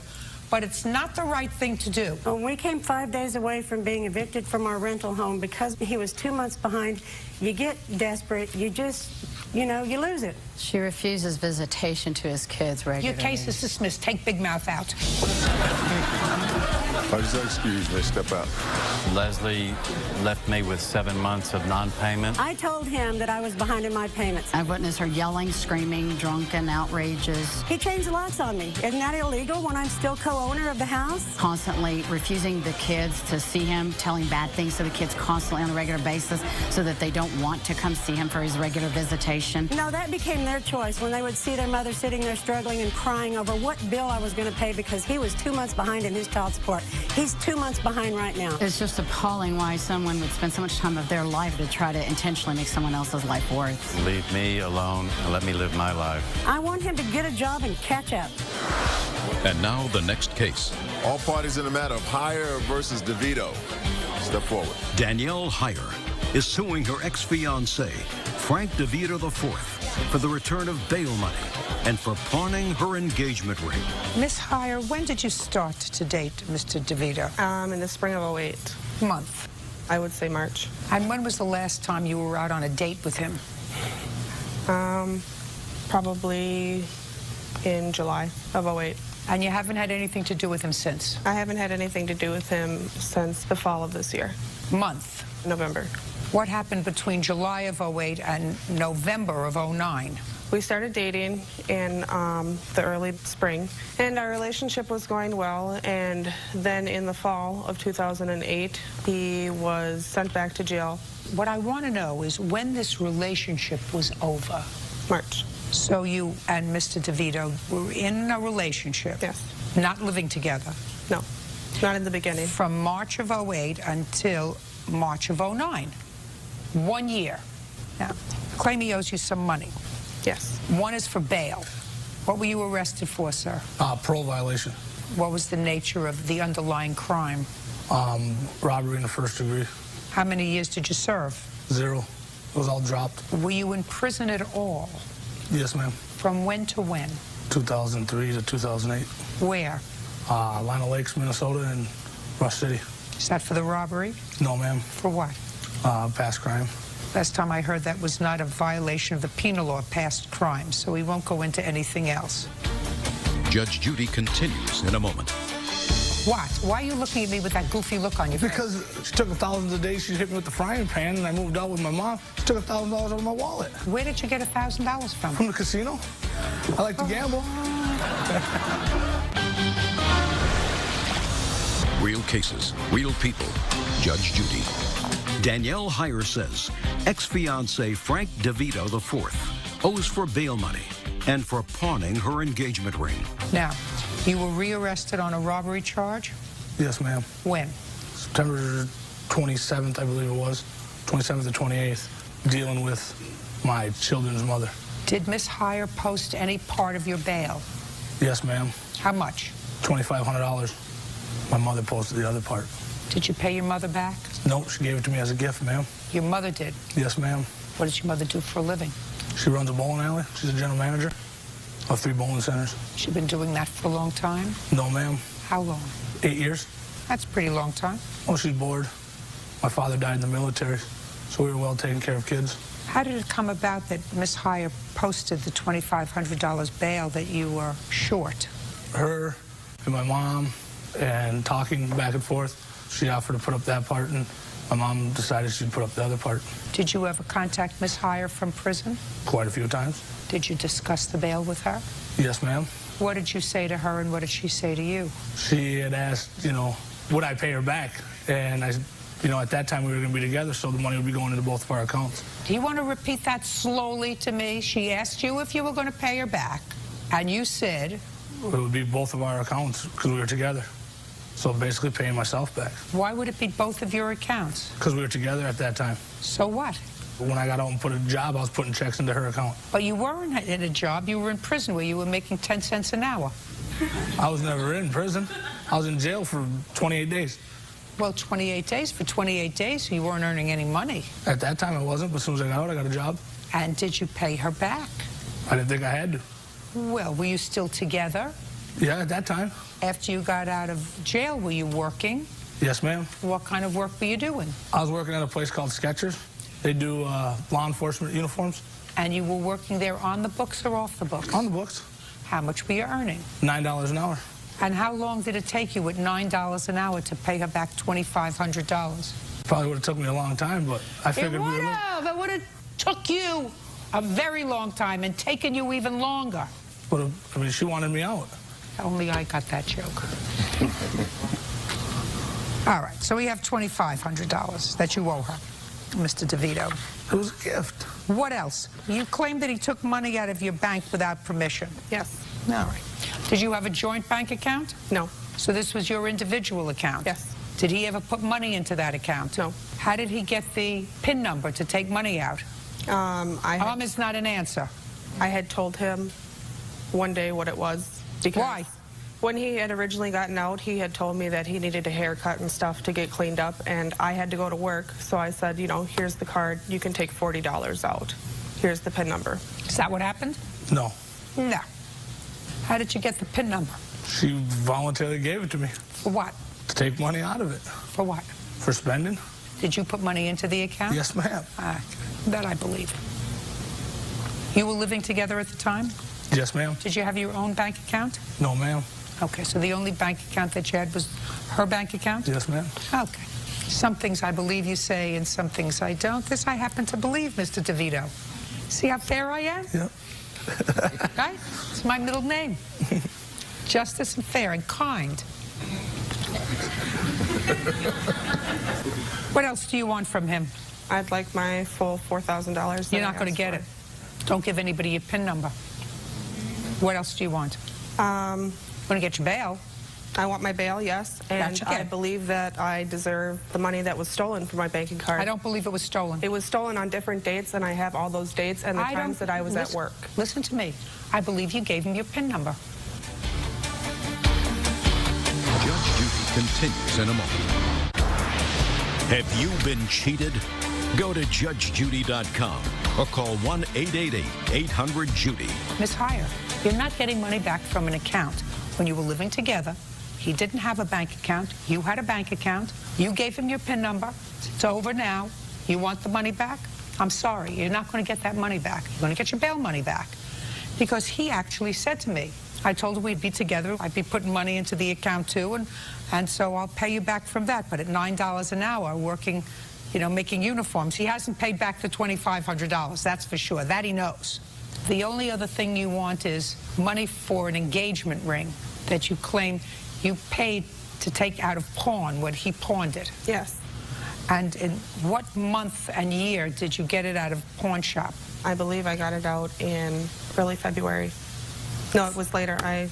It was later in February that I got it out. I have the date on my bank statement when I recovered the ring. I was not aware of when it was originally pawned off because it was the band of my engagement ring that was pawned. That he gave you? Well, I financed the ring in my name because he has no credit, and so I pretty much bought my own engagement ring. And he said that he was going to make the monthly payments on it when he got his job. That never happened. Were you still living together at the time? Yes. That you don't get back either. You have the ring? No, I returned it. Where is it? You returned it? Yes. He owes you $2,500. It's still... It's over. It's finished. What? Why are you looking at me with that goofy look on your face? Because, I mean, she took $1,000 a day. She hit me with the frying pan, and I moved out with my mom. She took $1,000 out of my wallet. That is a lie. Just a second. Just a second. Where did you get $1,000 from? From the casino. I like to gamble. Right here. $2,500. Judgment for the plaintiff. That's all. That's the bail. Excuse, you may step out. Judge Judy continues in a moment. And on the next Judge Judy. Order. All rise. Now it's case number 22 on the calendar in the matter of Harris, Washington versus Johnson. Thank you. You're welcome, Judge. Parties have been sworn in. You may be seated. Ma'am, have a seat. How old are you? 17. What's your first name? Jordan. Jordan, you're a very tall boy. Yes. Woo! 17 years old. How tall are you? 6'6". Life's not fair. All I wanted to be was 5'4". All I wanted to do was be rich. You made it. Yeah. Jordan, you play baseball? Basketball. Basketball. And this was your coach? Yes. Not your coach anymore? Right. And you and your mother are suing him over an iPod? Correct. An iPod that Mr. Johnson said he did in fact sell. He's not even sure it belonged to you, but he has some story to tell me that he thinks justifies taking your iPod and selling it, and then he has a counterclaim for certain money that he says he extended to you, Jordan, and some harassment nonsense. So, Mr. Johnson, why don't you tell me about the iPod? I know very little about the iPod until the incident happened. Well, you were traveling, is that right? Yes, ma'am. When were you traveling? It was in July of 2009. And you were traveling with the team? Yes, ma'am. Jordan was a member of the team? At that time, yes, ma'am. You were traveling by bus? We rented a 12-passenger van. Is he the tallest one on the team? At that time, yes, he was. Where'd you get the iPod from, Jordan? I bought it from a friend. What friend? Caleb. When did you buy it from Caleb? Say about March of 09. How much did you pay him for it? $300. Back in March of 09, what were they selling them for in the store? $400, $450. Why wouldn't you buy one from the store? Because my friend was selling it for cheaper. Where did he get it from? He got it from the store. Okay. So tell me, now you're traveling by bus, Mr. Johnson, and what happened? Well, to make the story right, my witness here can testify as to when the iPod first came in question. Okay. Who are you? Tammy Williams. How do you know these people? I'm his wife, and I'm a team manager, team mom. I take care of all the tournaments, make all the reservations. Tell me what you know about this iPod. I do know that we had got to our destination. Which was where? Las Vegas, Nevada. And Jordan approached me and told me that his iPod was missing. I told him, did you check your bag good enough? And Jordan said he did and he couldn't find it. Told him, go check the van. He said, well, maybe someone took it. And I told him, no one took it. So let everyone get their stuff out the van first, go back and search the van. It's probably in the van. After that, I didn't hear anything about it until a couple days later. That time I had assumed that Jordan had found it because he never mentioned it anymore. Okay. Then you can pick it up, Mr. Johnson. Well, I was made aware of an incident concerning a player having money stolen from him. And so we decided to have a team meeting to try to get to the bottom of what was going on. And during that meeting, it was discovered, which he later admitted to, that Jordan was the perpetrator of stealing the $20 from the Well, tell other me teammate. what Jordan said to you at that meeting. At the initial meeting, when we had everybody, we called it kind of holding court. And so when I confronted Jordan, it was laughed off at like it was a prank. So at that time, I was like, man, give him his money back and be done with it. And that was the last I heard Jordan, at that time. is that correct? That's incorrect. Tell me about the $20. Okay. Don't look up there. Up there's not going to help you. Okay, after my iPod was missing for about 2 days, I was upset, and I seen a wallet on the bed, and I looked in it, and there's some money in there. I was upset about the iPod, so I just took I took $20 out of the iPod. I mean, out of the wallet. Out of one of your teammates' wallets? Yes, it was just sitting there. I don't care by if it was itself. sitting there or doing a jig. You stole $20 out of his wallet. Okay. So, Mr. Johnson, you gave the player the $20? Actually, my wife gave the player the $20. He had been given the opportunity to return that money earlier in the day, and he never would do that. He told me he had left the money in his bag in the room, and I told him I would be going in his bag to retrieve the money to give it back to the player. When I got to the room, there was no money in the bag.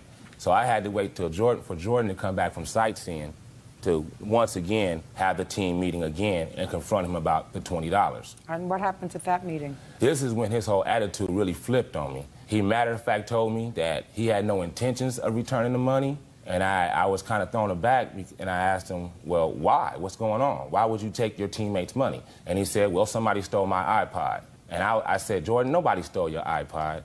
I said, I got 12 teenagers pretty much living out of a 12-passenger van. The van is a mess. Did you go down there and search it? He said, no. I said, I'll tell you what, I am going to sleep. I'm tired. I've been coaching all day. I've been driving most of the time. I'm tired. You have till I wake up the next morning to go clean the van out to go get your iPod. If I get down there the next morning and I find that iPod, it belongs to me now because I had to pay the kid the $20 to keep the peace. And I basically told him he sold his iPod for $20. So you said, I returned the $20 that you stole to the young man. If I go down and find your iPod, the iPod belongs to me. Yes, ma'am. And you went down, and lo and behold, what'd you find in the van? First thing, when I opened the door, I looked under the seat where he was sitting, and there's a beautiful iPod sitting right under the seat where he was sitting at. So what'd you do with it? I walked up to the room, pretty upset still. I'm a coach. I get kind of animated. And I told him, I said, look, you got to the next morning when we get back home in Bakersfield. Bring me my $20. Other iPod is mine, and I'll do with it whatever I want to. Judge Judy continues in a moment. Would you think if you saw a wallet sitting over there, you had the right to go into a wallet and take money? No. Of course not. Where do you think he gets that from?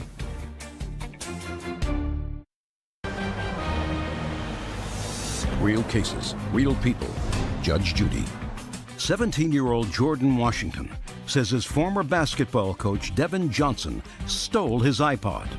Devin says he was trying to teach Jordan a lesson, and he is countersuing for an unpaid loan. Now, Jordan, why didn't you return the $20 to the coach? I believe what he says, that he said to you, I have your iPod. When we get back to Bakersfield, give me the $20 back, because nobody stole your iPod. You just dropped it on the floor. Just give me back the $20, and I'll give you the iPod. Otherwise, I'm going to sell the iPod or do whatever I want to do with it, and I'll pay myself back. Why didn't you just give him back the $20? I didn't have the $20 at the time. What'd you do with it? I already spent it. On what?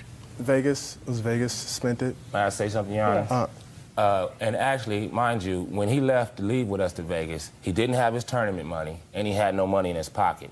My wife felt sorry for him and was giving him spending money during that time just to put something in his pocket. So he didn't even have to steal from the boy. It might not have been a lot of money, but it was $10 here, $10 there, and that Jordan, he didn't appreciate that. Did the Johnsons give you any money when you were traveling? They gave me approximately $10. They gave me $10 to eat, okay? Go ahead, and the Ms. team. Williams. Actually, Your Honor, I was purchasing him food, as other boys. He wasn't the only one. Some of them had more money than others. When they wanted to go sightsee, I gave him money. I gave that day over the time, I gave over a couple $100s. I'm giving 10 here, 15 here, and buying their meals. You have some source of revenue from this team? No. No, actually, Your Honor, it's just a neighborhood traveling team. I just started to try to help at-risk kids in our community. How is it funded? By car washes, and then whatever we don't make up on car wash, we've split amongst the kids, and they have to come up with $20, $25, whatever to travel. Well, how do you get the van? The van is more than $20, $25. Through car washes, we kick in some money. You know, we just do what's necessary. Actually, Your Honor, I have a little article and some stuff that has, to show that we've been doing it for 8 years now. We're very serious about trying to make a difference. How long were you on the team, Jordan? I say about 3 months. How long were the other kids on the team? Since they were young, childhood. What? When Jordan told me what had happened, Jordan, I, and a friend had met with Mr. Johnson at the park. We waited till he finished Little League football. He was coaching. And I talked to him about the iPod. He told me what had happened. And he never once brought up that Jordan owed him any money. I asked him for the iPod back. He said that he had sold it. I said, well, you're either going to have to give him the iPod back or the money. And he just basically said, take him to court. And he went on and on about street justice, and I'm from the hood, and this is how we deal with that. And I said, I don't care where you're from. Legally, you're not supposed to hold somebody's property in payment of anything. You're right. Excuse me, Now, just a second. You're right. But what I want to know, Ms. Harris, is what did you do and say to your son with regard to stealing this boy's money because he was angry? I told Jordan he was wrong and he was going to have to accept responsibility. Did he give the money back? And no money was ever mentioned to me. Listen to me. You didn't hear my question, Miss Harris. Did he give the money back? Did he give the money back to the boy who he stole it from? No, he didn't. Well, you come back to me, Miss Harris, when your son gives back the $20 to the boy who he stole from. You come back to me and ask for some justice from the court. Do you understand? Yes. You can't come into a court and say, I stole, but there are no consequences. And somebody who, in effect, took the law into his own hands and decided what an appropriate response would be in his capacity as coach, I think it was wrong. Put your hand down, sir. I think it was wrong. But he doesn't have clean hands. He sort of thinks it was okay because he thought somebody stole his iPod. It was okay for him to steal out of somebody's wallet. Would you think if you saw a wallet sitting over there, you had the right to go into a wallet and take money? No. Of course not. Where do you think he gets that from?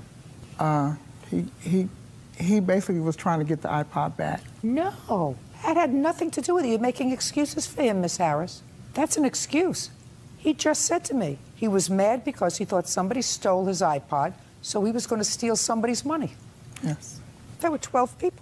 I mean, more likely than not, he lost it rather than somebody stealing it. As it happened, that's what happened. He lost it. He found it, but he didn't even bother to look for it. Wasn't right under his nose, so he assumed somebody stole it. But that doesn't give him the right to go and steal somebody's money. So you come to me after your son pays back the $20 to the boy who he stole from. Then I'm going to entertain his case for the return of his iPod. You understand each other, Jordan? Yes. Perfect. How long ago did you steal this money? It was during the trip, July 7th. You've had almost a year to return the money. The boy and I made arrangements. To what? To where I would have to, help him with his homework. I go to the same high school as he do. And? He struggles in a subject, and I help him, and the debt is already paid off. Instead of paying him $20, I helped him on his homework. Why didn't you pay him back his $20 and help him with his homework anyway? Your Honor, I find it real funny that he says he helped this man with his homework. Jordan has been in 5 schools in the last 4 years because of academic and failing grades.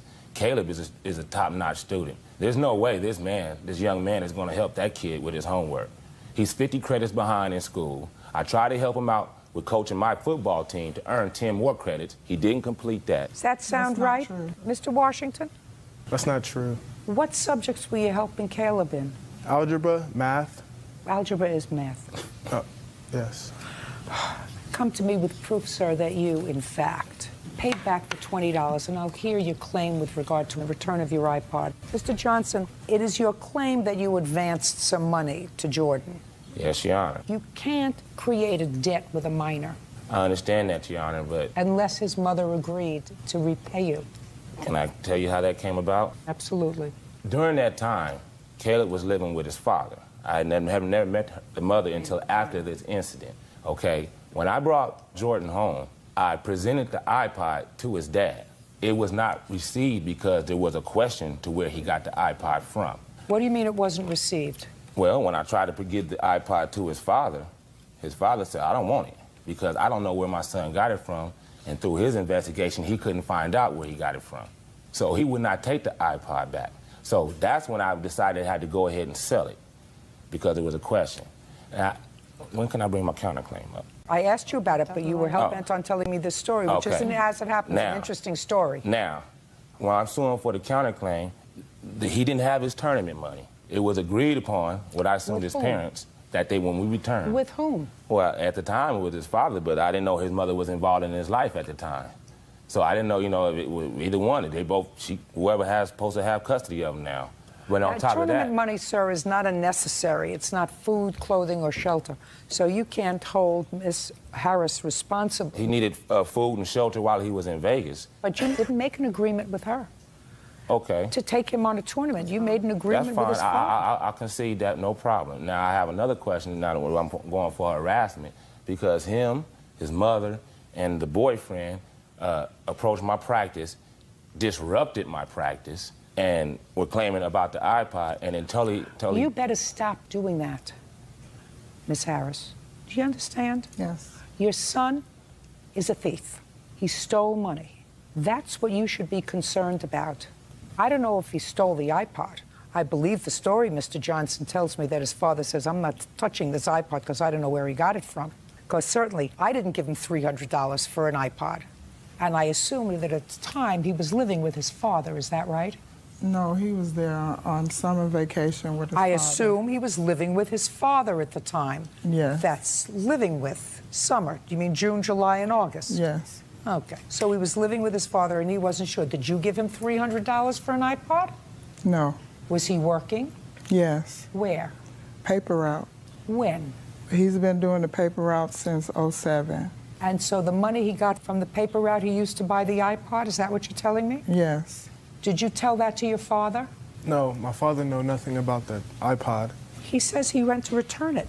Until that's the only time he knew about an iPod, me having an iPod. Huh.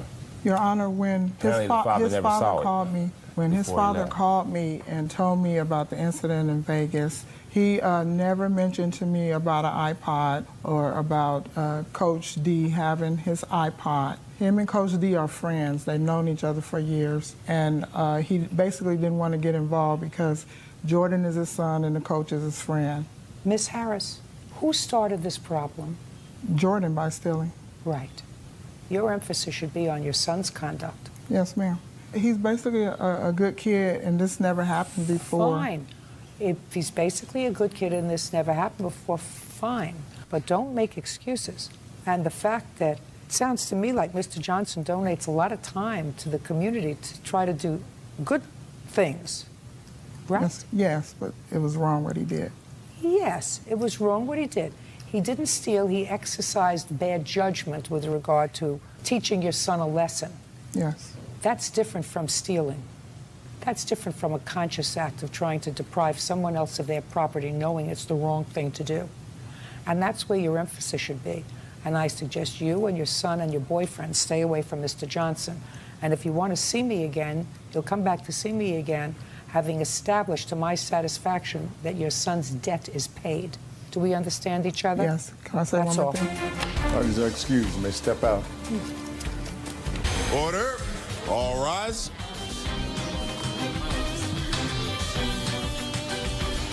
Yeah, it's case number 21 on, case number 121 on the calendar, the matter of Boer versus Reese. Thank you. You're welcome, Judge. Parties have been sworn in. You may be seated. Ladies, have a seat. Mr. Boer, the defendant's dog bit you. Yes, ma'am. You want to be compensated for that? Yes, ma'am. The defendant suggests that it's your fault. Where did this happen? It happened March 7th at 12:05 p.m. And what were you doing? I was walking my little beagle hound around the corner from where I've lived for 40 years. And how long have you had the beagle? About 2 years. Do you know how long the defendant's been living in her house? I used to know the guy that lived there. He was a good lifelong friend of mine, and he died a couple years ago. So I'd say probably maybe 2.5 years. Is that right, Miss Reese? No, not at all. How long have you been living there? It'll be a year this August. And how many dogs do you have? 2. What kind are they? I have a red miniature Doberman Pinscher and a black lab mix. How big is the black lab? About 70 pounds. Is that the one that bit you? Yes, ma'am. How old is that dog? Almost 2 years old. Dog was in your fenced yard? Yes, ma'am. How could it bite the defendant if it was in your fenced yard? Because he stood at the end of my driveway like he's done on several times with his little dog, taunting them. How could he bite him if he was in your fenced yard? He cleared the fence and went after him. Your dog jumped over the fence? Yes, ma'am. How many times in the past has your dog jumped the fence? Never. Was the fence installed by you? No, ma'am. It came with the house. I have a steel locking cable on it and a sign that says beware of dog. I also have a sign on my front porch that says no trespassing. Well, you're not suggesting that Mr. Boer was on your porch? No, not at all. But I've had to, when I last August, I acquired the house on the 12th. And a few days after that, approximately around the 19th, Mr. Boer here was in my front yard to the left. There's a big tree, and he was doing drugs. And I asked him to stay away from my property. Several times I've had to ask him to stay away from my property. I want you to tell me exactly, Miss Reese, what you claim he was doing standing near your tree. And I want you to tell me so that a person of my limited intellect will believe you. He had a pipe in his hand, a little silver pipe approximately 2 inches long with a lighter, and he was smoking it. Your Honor, I don't do drugs. Mr. Boer, I want to ask you a couple of questions. Yes, ma'am. Because I'm trying to figure out who she is. Are you still employed, sir? Yes. What kind of work do you do? I'm a machinist. Do you work for someone? Yes, I work for On-Site Welding Company. We do machining, fabrication. And how long have you worked for them? 17 years. Who is this lady? This is my mom. Does she live in the house? Yes. How many people live in your house? 2. Just you and your mother? Yes. What do you do for a living, Miss Reese? I clean houses. For your own company? For myself, yes, independently. And who else lives in your house with you? My 3 daughters, my fiance, my father, and my 18-year-old brother, who I've had for a few years now. And how big is the house? It's 2 bedrooms on the main level, loft, and a refurbished basement. Do you have a picture of your dog? I do. I'd like to see it. Would you like all of them? I have several of the house and the dog. I could look at it. There you go.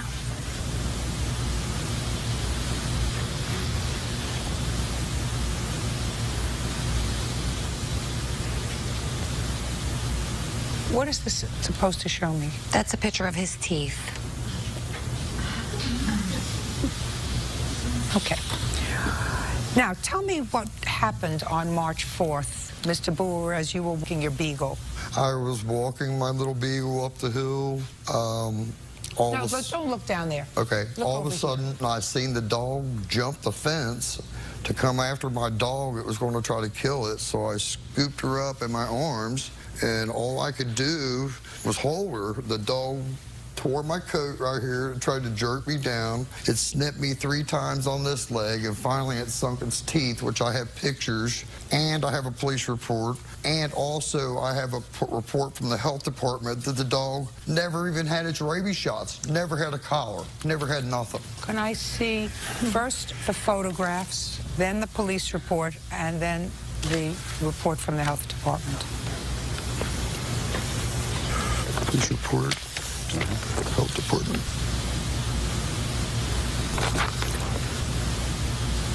And by the way, the dog, to my knowledge, is half pit bull and half chow. I actually know some people that she got the dog from. Listen to me. Okay, I'm sorry. Don't give me hearsay information. Okay. Unless you have proof that that's the kind of dog it is. I have proof of what kind of dog it is, Your Honor. From the place you bought it? Or the No, I rescued the dog. The people on the house I used to live in, they were abusing him, trying to make him fight, and I took the dog myself. You said you had proof what kind of dog it is. I took him to a vet. And they did a DNA test on him? I don't know about that. I know they classified him as a black Labrador Retriever mix. Oh, okay, good. How long have you had him? Almost 2 years. Okay. Did you show the police the shot records for your dog? I did. Oh, the police report says that all shots appear to be up to date, but the Norwood City Health Department indicates that the dog is being quarantined because the shots were not up to date with rabies. It's a standard procedure to quarantine all I'm dogs. just telling you what it says. Yes, ma'am. It was the time for me to go and get him his new shots. The answer is it wasn't up to date. No, which is why he was due 3 days after this incident, and I couldn't take him because they quarantined him. I had to wait for the quarantine to be over. Who was home when this incident took place? Myself, my 3 daughters, my daughter's boyfriend. Were you at home? Yes, ma'am. Stand up. Tell me your name. Charlotte Rook. How old are you? 17. Go to school? I just graduated. What are you doing now? I am working currently at Wendy's in Norwood. I plan to attend school in the fall. Okay, do you remember the 7th of March? Yes, ma'am. What were you doing at around 4 o'clock? Around 4, I was at home just hanging out. Hanging out where? In my living room. Were you hanging out with anybody else? My boyfriend and my sisters. Was the television on, music on? The TV was on, but we weren't really paying it any attention. Did you hear your dog barking outside? I didn't hear my dog barking. I heard my mom scream. Just a second. Just answer my questions. Okay. Did you hear your dog barking? No, ma'am. Is the living room, I have the pictures of your house, in the front or the back of the house? It's in the front. And this attack took place in the front of the house? Yeah.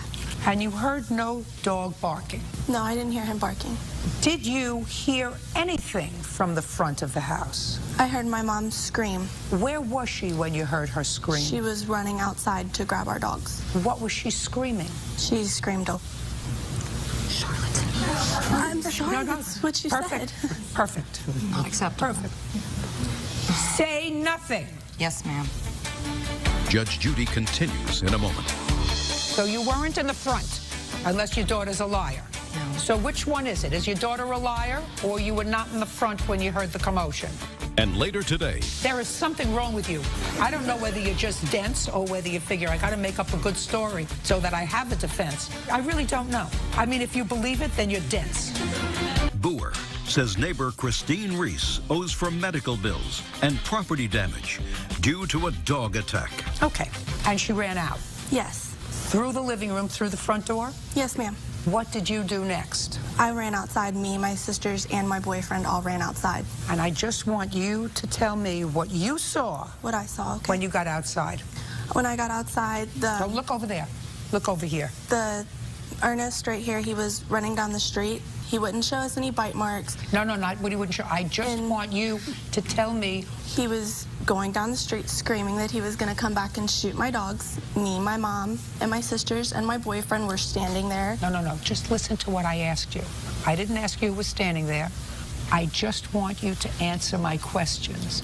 You ran outside and you saw the plaintiff running down the street. Yes, ma'am. And that's what you saw. And what did you hear him say? I heard him saying he would be back to shoot my dogs. Where was the little dog? With him. No, your My dog- little dog. My little dog, he was outside too. He squeezed through the gate. He was little enough too. So both of your dogs were out. Yes, ma'am. Now you can sit down. Okay. And where were you? When it all happened? Yes. I was actually standing looking out my front window because I have a plant. No. Is your daughter a liar? No. You ran through the house, through where she was sitting with a boyfriend and everybody else, and ran outside. So Yes, you weren't ma'am, in I the did. front. You were not in the front, unless your daughter's a liar. No. So which one is it? Is your daughter a liar, or you were not in the front when you heard the commotion? Well, Don't look over there. I seen Look over him here. through my front window standing out front is the reason I ran out the door. Because he's done it before with his dog, and that's why I ran. Miss Reese, you're not telling me the truth. I am telling you the truth. No, you're not. You want to know why? Because what you say here is he was taunting your dogs. Now, you weren't in the front. She was in the front of the house and wasn't paying attention to a TV that was on, just hanging out. And what you say, which I didn't believe, is that he was standing there and screaming at your dogs, "Get him, boy, get him, boy." That's what you say. He That's was. Not, baloney. That's not what she says. The first thing she heard was you running through the house, running outside, and screaming just 2 words. That she heard. She didn't hear anything else. She didn't hear him standing there with his dog. And you'd have to be a lunatic to stand there with your dog, provoking something to happen, to get injured. Your dog got out. The fence wasn't strong enough for either one of your dogs, either for the big one or for the little one. You choose to have a big dog, you better make darn sure that that dog's not in a situation where it can hurt anybody. Judging for the plaintiff in the amount of $2,000. That's all. Step out. Parties are excused. You may step out. As far as me being a troublemaker in my city, I will go and get a restraining order for him not to be anywhere near my home. no, they're wrong. Because he still continues to come by. No, I'll carry my steel pipe with me next time their dog comes around. But he's yet terrified of my dog. It might get hit. And now the next case. All parties in the matter of Curley versus Simmons-Hudson. Step forward. Robert Curley is suing his ex-girlfriend, Therese Simmons, and her son, 18-year-old Carlton Hudson. Robert says he loaned his car to Therese, and she returned it damaged. Mr. Curley, you and Miss Simmons were in a relationship for a period of time. This is her son. Is Yes, that ma'am. correct? That is correct. And while you were in that relationship, she bought a car. The loan was in your name. That's correct. When you separated and the relationship terminated, you indicated to her that she could keep the car if she made the payments. That is correct. Or she could return it to you, Yes, ma'am. and then you would pay it off. Yes, So ma'am. far, is that correct? That is correct, ma'am. Is that the gist of your arrangement with him? Yes, ma'am. And when were you supposed to return the car to him? By the end of March. Did you make March's payment? No. Why? I returned the car to him on February the 23rd. You returned the car to him on February 23rd. In what condition? My son had actually used the car to go to work, and In what condition? It was wrecked. It was wrecked. When you made the arrangement to return the car to him at the end of March, was the car wrecked? No. So he said, return this perfectly good car to me. I will sell it and either get rid of the loan or I'll take care of it. Yes, ma'am. Or you keep it and make the payments. You made a decision to return it to him. Before you returned it to him, your son wrecked the car. That is correct. And he wants the payoff on the loan. That's what you want. No, Your Honor, actually the loan is for the total payoff on the loan or the vehicle is $8,900. I just wanted to get the money back, being reimbursed for the damages of the car. And how much were the damages? $4,114, Your Honor. Judge Judy continues. You wrecked the car? Yes, ma'am, I did. Why isn't it your responsibility to fix this car? Speak. Real cases, real people. Judge Judy. Robert Curley says 18-year-old Carlton Hudson drove his car without permission and wrecked it. Carlton and his mother claim it's Robert's responsibility to fix the vehicle. Now, who let the insurance lapse on the car? The insurance lapsed on the car. I had liability insurance on the car. Well, you can't have just liability insurance on a car if you have a loan outstanding on a car. You're supposed to have both. That's correct. Why didn't you have both? The car was not in my name. I was only able to carry liability. And Wait, with that's being not true. What do you mean you were only able? You mean you only could afford to carry? That is correct. Well, that's a different story. It's not that you weren't able to get insurance that involved both collision and liability. You chose not to. That is correct. You chose not to. You wrecked the car? Yes, ma'am, I did. And you wrecked the car during a storm? Yes, ma'am, that's correct. And you totaled the other car? Not totaled. It did have some damages to it, which our insurance did take care of. Because your mother had liability insurance. So you explain to me why it's not your responsibility to return to Mr. Curley a car in reasonable condition that just suffered from normal wear and tear, which he should be prepared to accept because that was his arrangement. Why isn't it your responsibility to fix this car? Speak. All right. Your Honor, honestly, I don't think this has anything to do with the car. First of all, I think... No, I don't care what you think. Yes, ma'am. What you think is totally irrelevant to me. Yes, ma'am. You wrecked the car it's now his responsibility. Right. He doesn't get the same value as he would have before you wrecked the car. Now you explain to me why it's not your responsibility and or your mother's responsibility to make him whole, since it was your fault that this accident happened in the first place. Okay. I was called into work unexpectedly. I don't care. Okay. I don't care. Yes, ma'am. You were driving the car.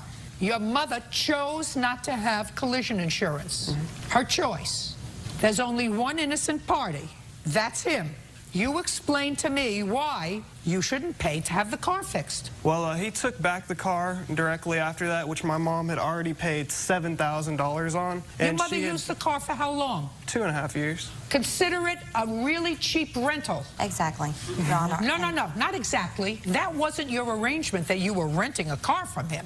Your arrangement was when you finished paying it off, it would be your car. Right. You chose to change the rules. Right. Fine. That was your agreement. Before that time, you allowed someone else to drive the car and wreck it. So now you're going to explain to me in a language that I understand why you're not responsible and he's not responsible for fixing Mr. Curley's car. Because I have paid for rental, use, whatever you want to call for the car, for $7,000 plus the upkeep on this car. At any time, Robert Curley could come to my home and take the car. There's something wrong with you. There is something wrong with you. I don't know whether you're just dense or whether you figure I got to make up a good story so that I have a defense. I really don't know. I mean, if you believe it, then you're dense. Okay. Your son wrecked the car. You chose not to cover his loan by not having full coverage on the car, which you should have had. Then we wouldn't be standing here today. It was your choice. Well, exactly. You just said it, that it was his loan, and if it is his loan, then full coverage insurance should be in his name. You're an idiot. Robert Curley. I'm going to tell you something. I'm telling you something. That is the most idiotic response that I've heard. Are you getting nothing what I'm saying to you? Nothing what I'm saying to you? Judge Judy continues in a moment. Want justice?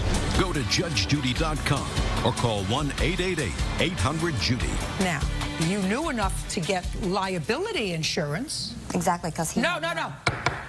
You knew enough to get liability insurance. You chose not to get collision because it was more money. You chose to have liability insurance because, God forbid, you got into an accident with the car. You would be covered. Your home, your job, nobody could get a judgment against you because you had to have liability insurance. And as far as he's concerned, you said, the hell with him.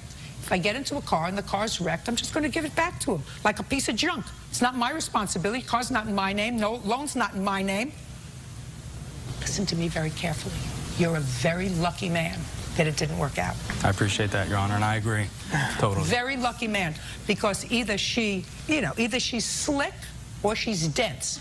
Either way, you don't need her. Judgment for the plaintiff in the amount of $41.14. Thank you. Thank you, Your Honor. Parties are excused. You may step out. Judge Judy continues in a moment. And on the next Judge Judy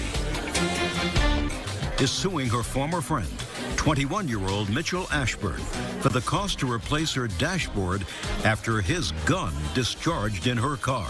Order. All rise.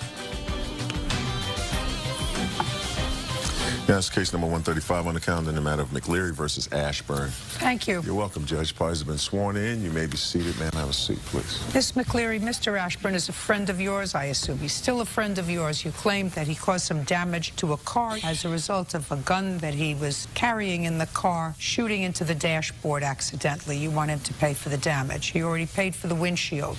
Yes, Your Honor. Is that what this case is about? Yes, Your Honor. Oh, He's okay. not a friend of mine right now, though. He's an ex-friend. We don't talk. Oh. Is anything she said, Mr. Ashburn, not true? I don't... I'm asking you, are you still her friend? No, I'm not her friend. When was the last time you spoke to her? Look at me, Mr. Ashburn. When was the last time you spoke to her? Probably sometime in January, I would say. When did you pay for the windshield? When she came and visited me in December. Your Honor. Shh. Sorry. Why did you pay for the windshield? I mean, I really didn't want to, but she couldn't make it back home to Richmond if I didn't pay for the windshield. Okay, so she was visiting you. Yes. And you live in Virginia? Yes. And she lives also in Virginia? Yes. How many miles from where you are? About 75. And she came to visit and spend how much time with you? Well, her and her witness came and visited me and my twin brother. Were you dating? Well, we had met them in the club because we were all on Christmas break. Quiet. The weekend before. Yeah. And they just came and visited. You were on a Christmas break from where? A school. What school were you at? I go to Norfolk State University. And the plaintiff, where did she go to school? Virginia Commonwealth University. Now, she came to visit you, and this incident happened in December? Yes. Tell me what happened. Pretty much, we were going into a neighborhood where, you know, I didn't really feel that comfortable, so I brought my weapon. What kind of weapon? Smith & Wesson 40 SW. What is that? And you don't need a license or anything in Virginia to carry that gun? Yes. I mean, you have to register the gun, but I didn't have a concealed weapons license. That's why I had it in the open carry. It had to be visible. And pretty much, we were leaving the party, you know what I'm saying? What do you mean you were leaving? You had been to a party? Yes. And where did you leave the gun when you were at the party? It was on my hip when we were in the party. On your hip? Yes. Well, is that a concealed weapon? No, because I wasn't concealing it because it was in the open carry. I was showing it. You know what I'm saying? Like, I think you kind of get what I'm saying. How many other morons were carrying their guns at a party where everybody was drinking? Why are you laughing? I just want to know why you're laughing. Yeah. What is funny? I guess nothing is funny, Your Honor. Probably no other morons were carrying the weapon, but I decided... Great answer, Mr. Ashburn. But I decided to take my, it was out of my better judgment, I guess. So we were leaving the party, you know what I'm saying? Her and her friend, they had been drinking. So I knew the area, so I decided to drive. So we got in the car, you know what I'm saying? I had put one in the head of the gun, like, just in case. That was also a bad decision. Her and her friend were uncomfortable with that when we got in the car, so they kind of wanted me to clear it. So I was just like, you know what I'm saying, let's just wait until we get to my house. We can handle all that, you know what I'm saying? We were driving, and, like, she was just going in. You know, like, people that have been drinking, they can be kind of abrasive, you know what I'm saying? So I was just like, yo, chill out. Were you drinking? Huh? No. I mean, I wasn't, nah. I mean, I can't really say that what I had drunk had been drinking. I might have had like a beer or two, that was it. I was good to drive, Your Honor. I was better than these two. Take your hands off your hips. Sorry, Your Honor. So at this point, I had took the gun out the house that was laying in like right beside me. And she was just like, make sure there's nothing in there, make sure there's nothing in there. I'm like, man, yo, chill out, let's just wait. So she then reaches for the gun. I actually pulled the trigger, and the bullet went through the windshield. And you paid for the windshield? Yes, I did. But I had never agreed to pay for the dashboard because to me that was ridiculous. What was ridiculous? The dashboard. I don't understand. What do you mean it was ridiculous? I mean, like, she wanted me to pay her $850 for it's like this big, like the hole in like the dashboard. I don't understand how that could accumulate to $850. But at the same time, I never went and got an estimate because I wasn't interested in paying for it. I want to see the damage to the dashboard. Here's the car, and here are the damages. Just show me the damage to the dashboard. Okay.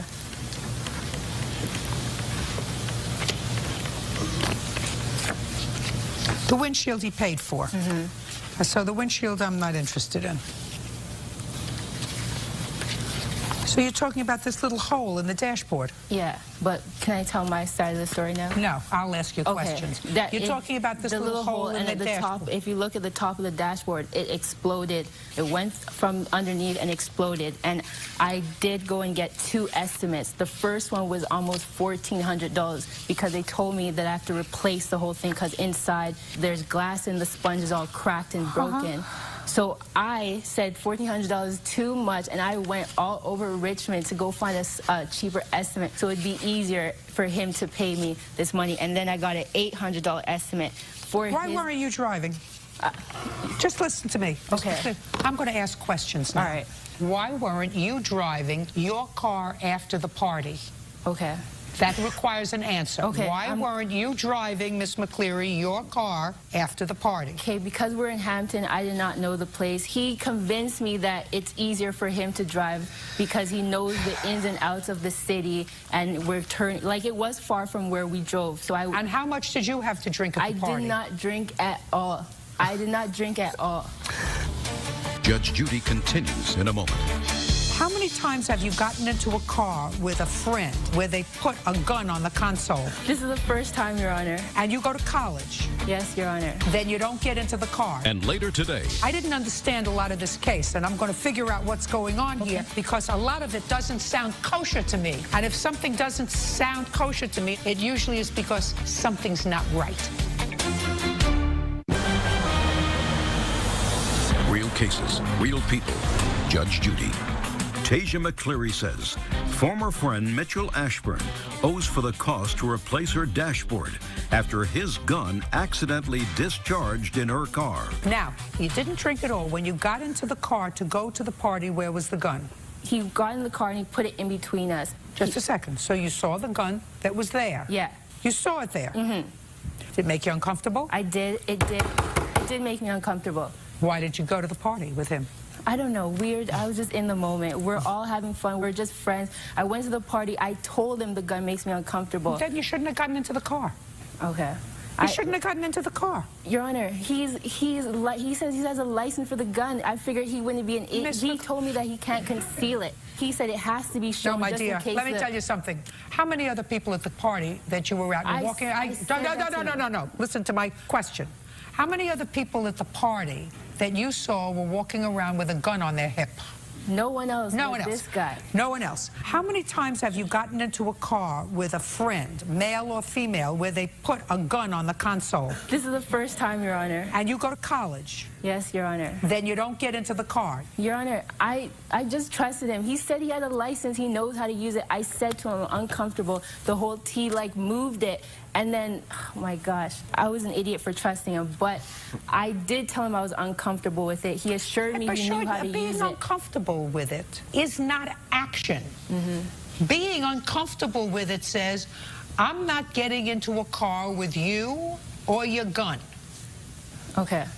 All right. Easy. It's true. That's true. But he was all, this place, trust me, we needed him. Then I'm like, why are we going to a place that you need a gun? Nobody else has a gun. I don't understand. Right, that for sure wouldn't have gotten into a car. Nobody else has a gun. He's like, he has to have Did you get a new windshield? Pardon me? Did you get a new windshield? Yeah, I did. Good. That's what you get. No, that's what you get. He paid for the windshield? Your Honor, yeah, but then he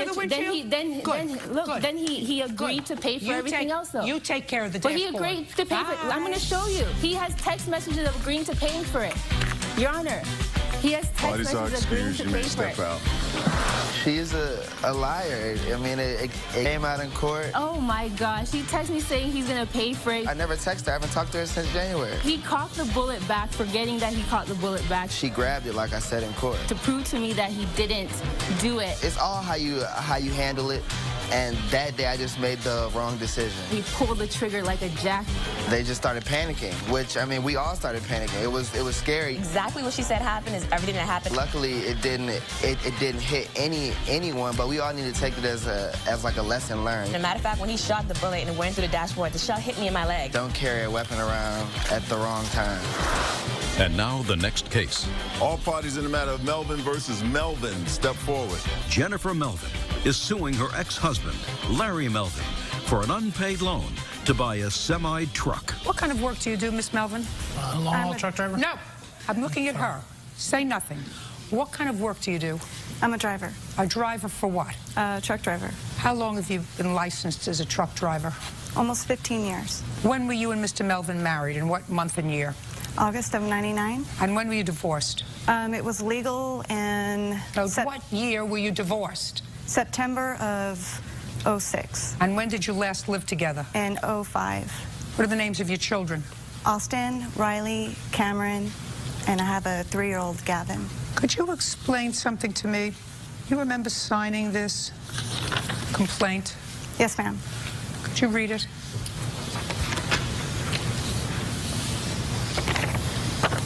How many children does it say you have? 2 between the 2 of us, but I have 4. You asked me for my children. I'm sorry. How many children does it say you have? 2. 2. Give it back to me, please.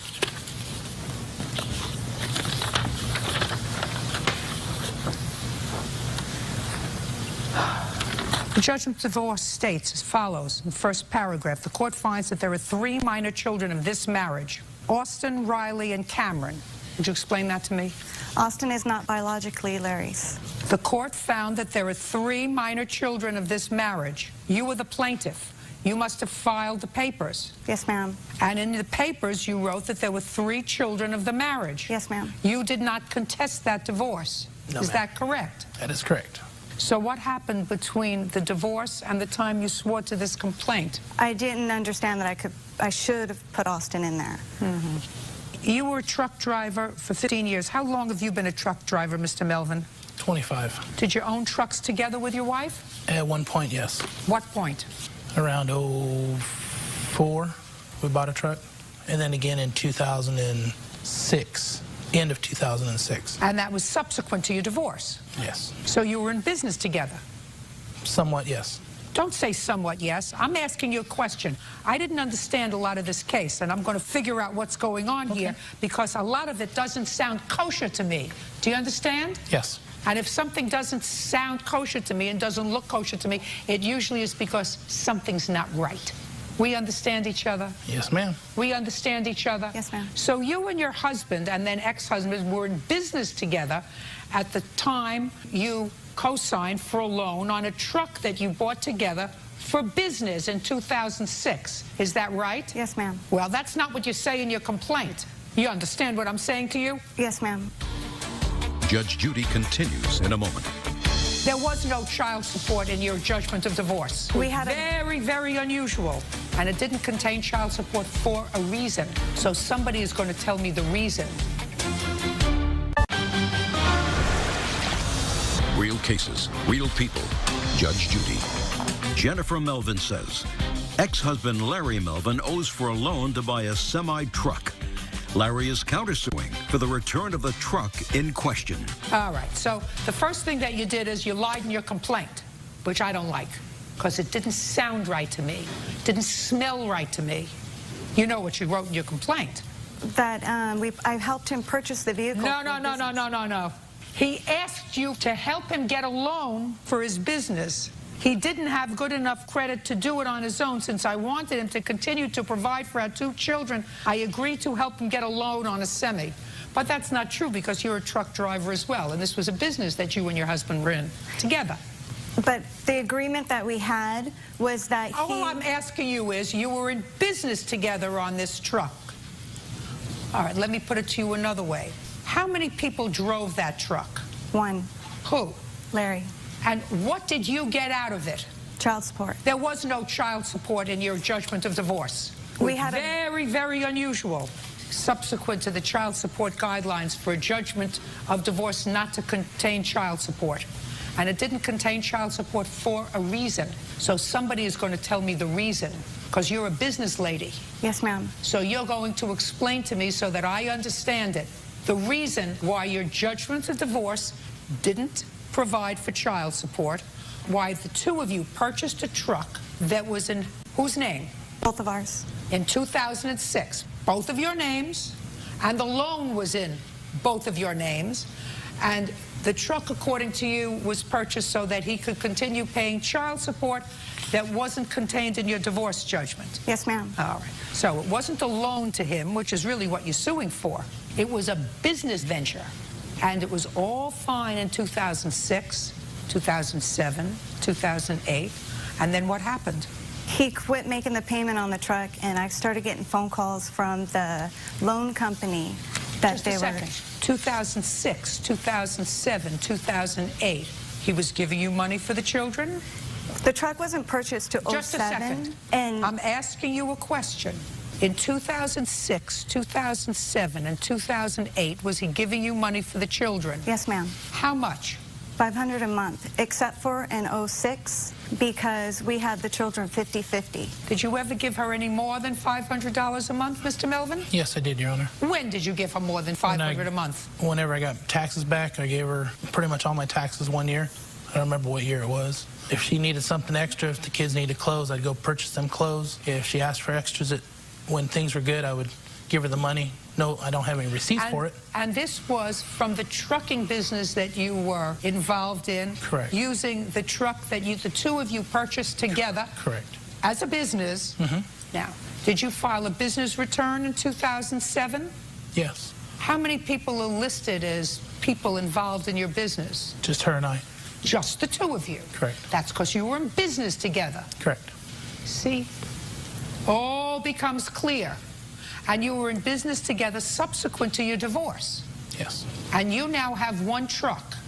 There's two trucks involved. You now have I now have one truck. Correct. And she took back the other truck? Correct. Is that right? Yes, it is, but I would like to point out in 08... And so what your lawsuit, let me give you what the lawsuit is. The lawsuit is that you made him a loan, that you allowed him to use your credit. He purchased this truck. He stopped making payments. You made the payments on the truck and then took back, according to him, one of the trucks, the truck that was purchased in 2004, you say is collateral for your child support. I don't think so. Judge Judy continues in a moment. Want justice?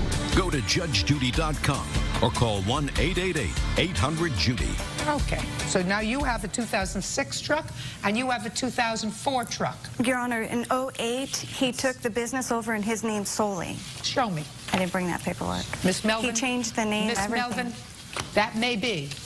In 2008, did he make payments on the truck? Yes, ma'am. Did he send you child support? Yes, ma'am. When did you have your third child with another man?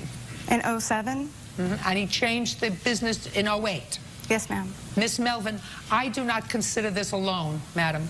You now have a 2004 truck? Sell it. It's collateral for his vehicle, and I can't until his loan is paid. Listen, if you two people entered into a business venture and the business venture didn't go well because of the problems with the economy, you don't create a fairy tale. This is a fairy tale, and I don't buy it. Do you understand? Goodbye. Parties are excused. Let's step out. Judge Judy continues in a moment. And on the next Judge Judy. Yeah, this is case number 55 on the calendar in the matter of McCracken versus Hunter. You're welcome, Judge. Parties have been sworn in. You may be seated. Sir, have a seat. I have a complaint and a cross-complaint for car damage based upon only what I can call road rage. Yes, ma'am. Each of you claimed that the other, in an act of road rage, damaged your car. And I have complaint by you, Miss McCracken, in the amount of almost $4,500, and you in almost $4,000 to your car. So each of you are going to have 3 minutes to tell me first your story, and then I have some questions.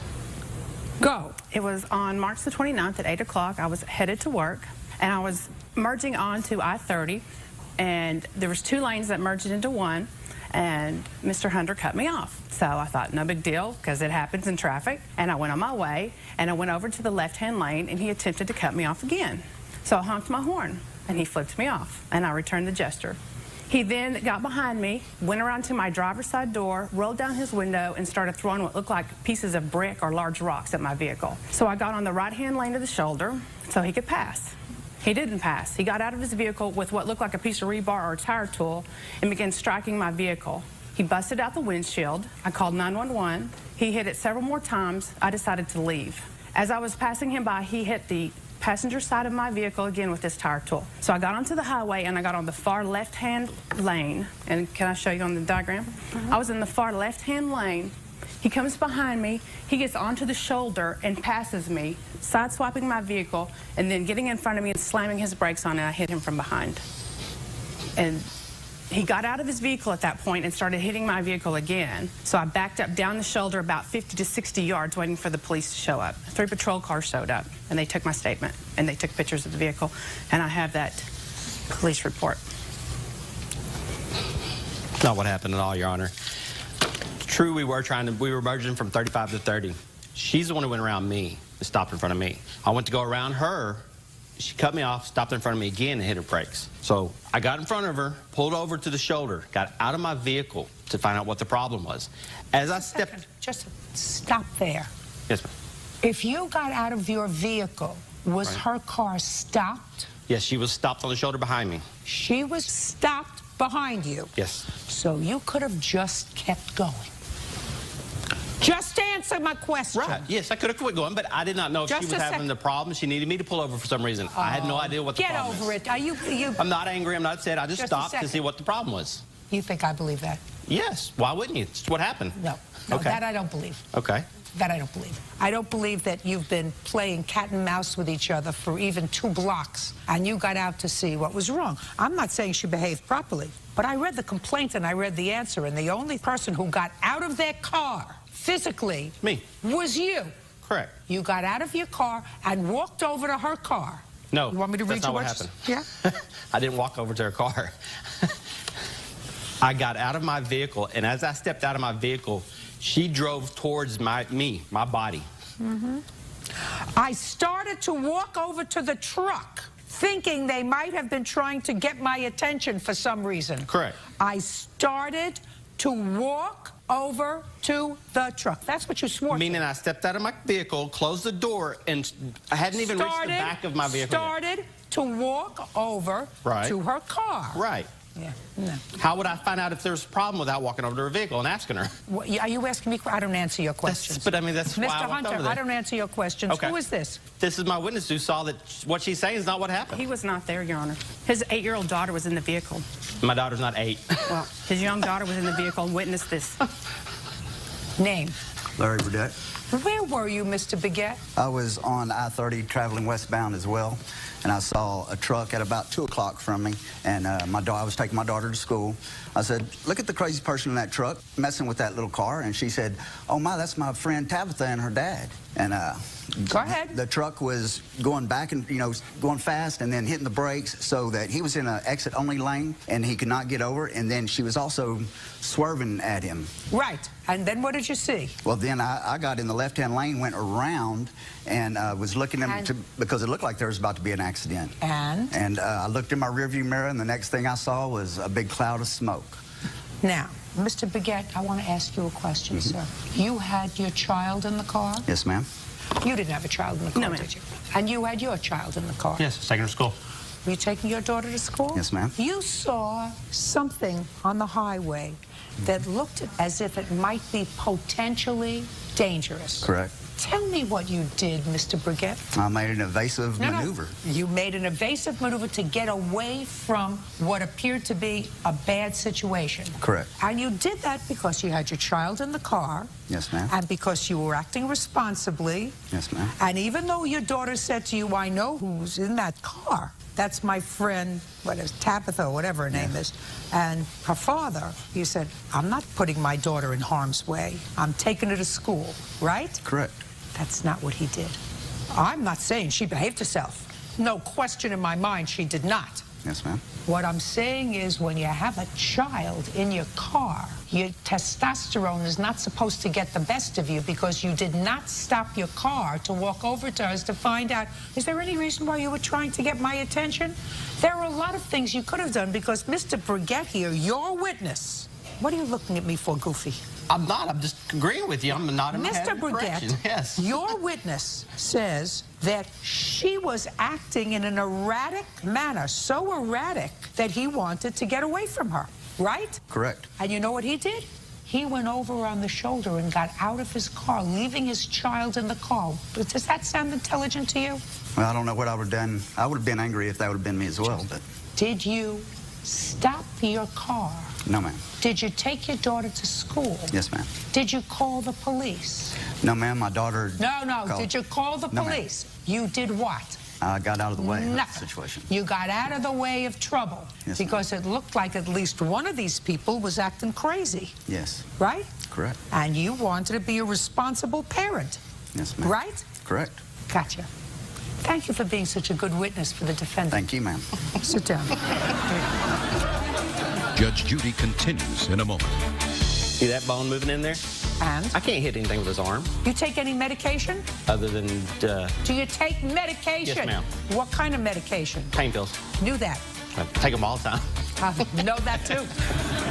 And later today, If the roads were bad, why did you take the car out? Me being the guy that I am. I don't care what kind of a guy you are. Why did you take the car out if the roads were bad? real cases, real people. Judge Judy. Deborah McCracken says fellow motorist Christopher Hunter terrorized her and damaged her car during an incident of road rage. Christopher is countersuing for the damage to his car. Each one of you go fix your own car. But, Your Honor. Go fix your own car.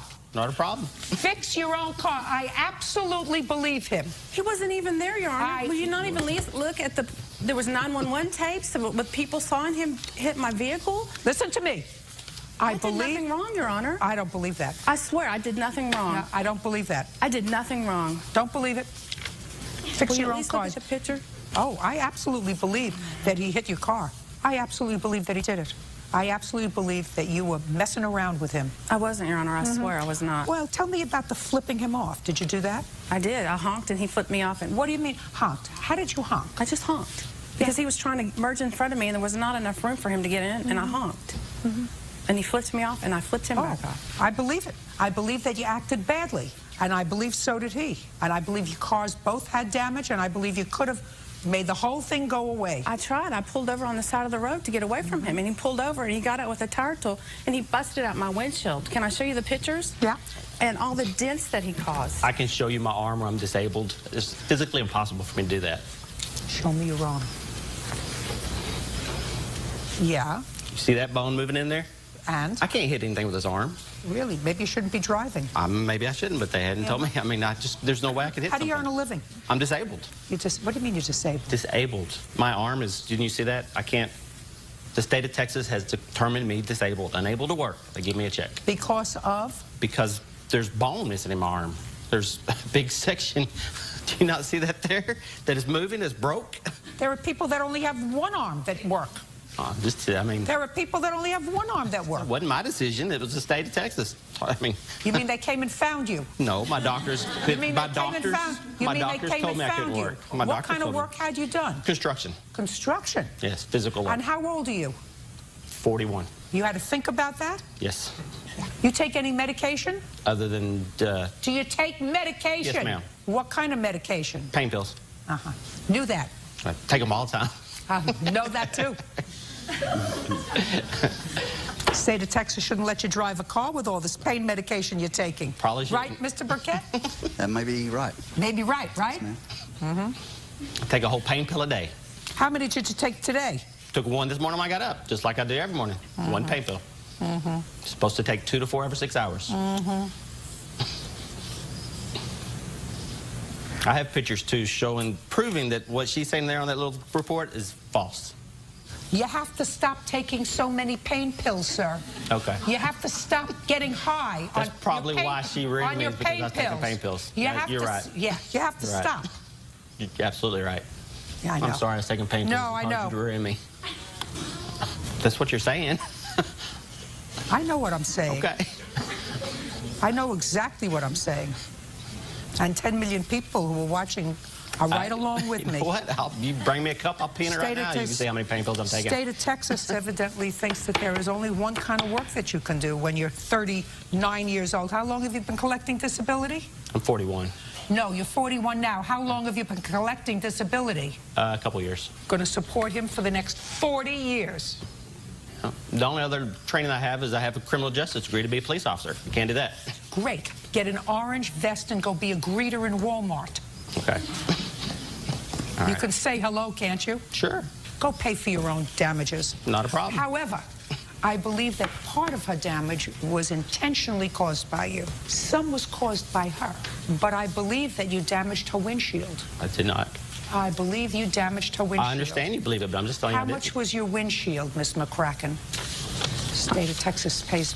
I believe it was $350. I just have the total estimate for both the vandalism and the collision here. Let me see. Are you interested in seeing pictures of the collision at all? No, I'm not interested. Would you be interested in my picture showing that what she's saying I don't is not care true? about your pictures. Okay. I don't care about your pictures. That's fine. I just didn't know if you wanted me to prove that she's saying she's not telling the truth. Judge Judy continues in a moment. That means that the state bought your car. No, I'm ma'am. not paying you. Sure. No, they didn't. My sister bought me that car. Well, then your sister's a fool. Well, I wouldn't disagree with that. And later today, when I was going to turn, the car kind of slid off and it bumped the tree to my knowledge. So What do you mean to your knowledge? You were the only one in the car. That the state bought your car. No, I'm ma'am. not paying you. Sure. No, they didn't. My sister bought me that car. Well, then your sister's a fool. Well, I wouldn't disagree with that. Judgment for the plaintiff in the amount of $500. That ought to pay for your windshield. Your counterclaim's dismissed. Parties are excused. You may step out. He's crazy. Everything she was saying there wasn't true. I mean, he tried to bust out my windshield with a crowbar. That didn't happen. He tried to bust out the passenger side with a crowbar. That didn't happen. There are crazy people out there. I don't know what the problem was. Stay away from them. and now the next case. All parties in the matter of Petherick versus Sadler. Step forward, please. 19-year-old Kira Petherick is suing her former friend, 21-year-old Justin Sadler, for crashing her car. Justin says he was borrowing the car in order to do Kira a favor. Miss Petherick, what kind of car did you have? A 2007 Saturn Vue. Did you buy it, lease it? We bought it. In whose name is it? It's in my dad's name. So you don't own it? No. So it's in your father's name, but you drive it? Yes. And is it paid for? Yes. And you have insurance? Yes. You loaned the defendant your car. He had an accident. Why didn't you use your insurance? My deductible is $1,000. I was hit by a driver last year, so it's $1,000, and the claim was only $744. Show me the policy. When was the last time you drove the car?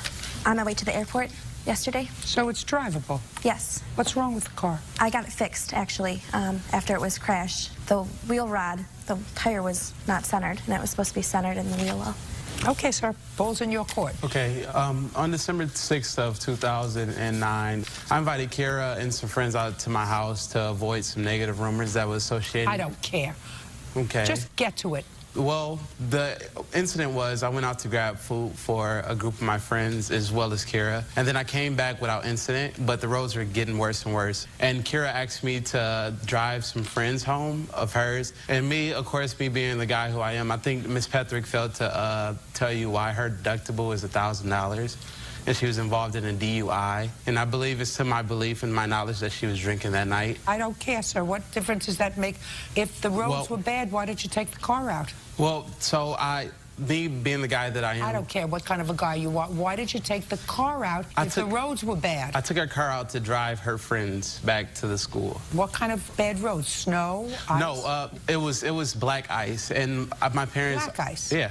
When did you notice that there was black ice on the road? When you were coming back from getting the food? Well, this was after I dropped the friends off and I began to come back into my house. Like, it's a privately paved driveway or road. And when I was going to turn, I was going no more than 12, no less than 10. And the car kind of slid off and it bumped the tree to my knowledge. So what do you mean to your knowledge? You were the only one in the car. Well, continue with my point, Your Honor. I came back and told Miss Petherick, and I told her exactly what had happened. And she told me, she was like, oh, don't worry about it, it will be fine. So the next day we get up, we're driving back to the school because she asked me to drive, which some way or shape or form indicates what kind of driver I am. We're going on the way, and then I'm thinking there's snow under the wheel. So it wasn't snow. We found out that, in fact, there was a tree stub that pushed the wheel back, and that's how it got the actual incident. And then she told me that she'll cover it, or insurance to cover it, but she couldn't cover it because our deductible was $1,000 and it was only $748. Mm-hmm. Now, how did your friends get there? Oh, we drove them there. Who's we? Justin and I. Who drove? Justin, because he said that he could drive his driver. No.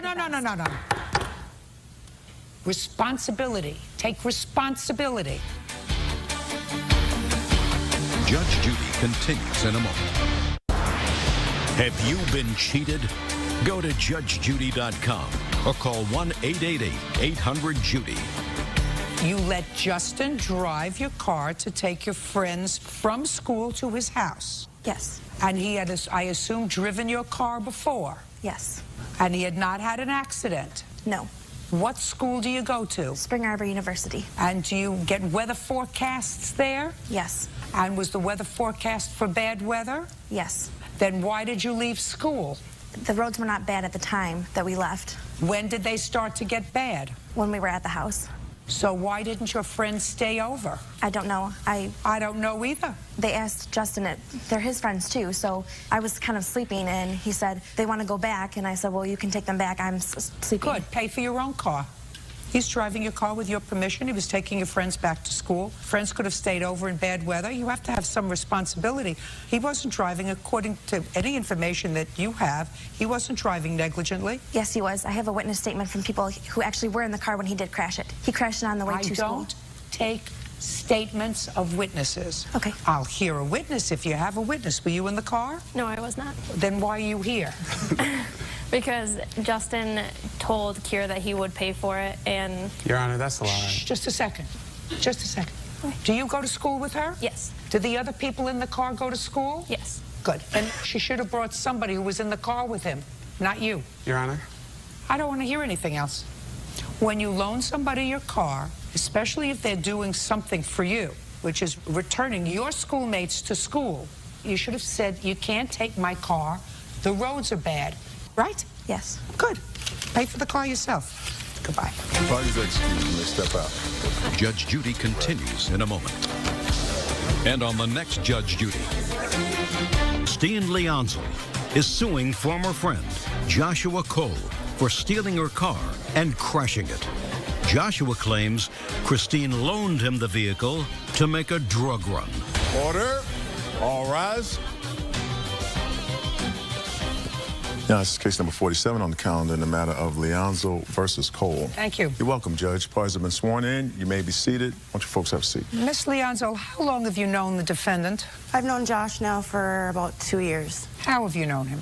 He is a friend, or was a friend. He's a friend of my boyfriend's. That's how I met him. And I assume that the person over here is the boyfriend? Correct. Do you live together? Yes, we do. Where?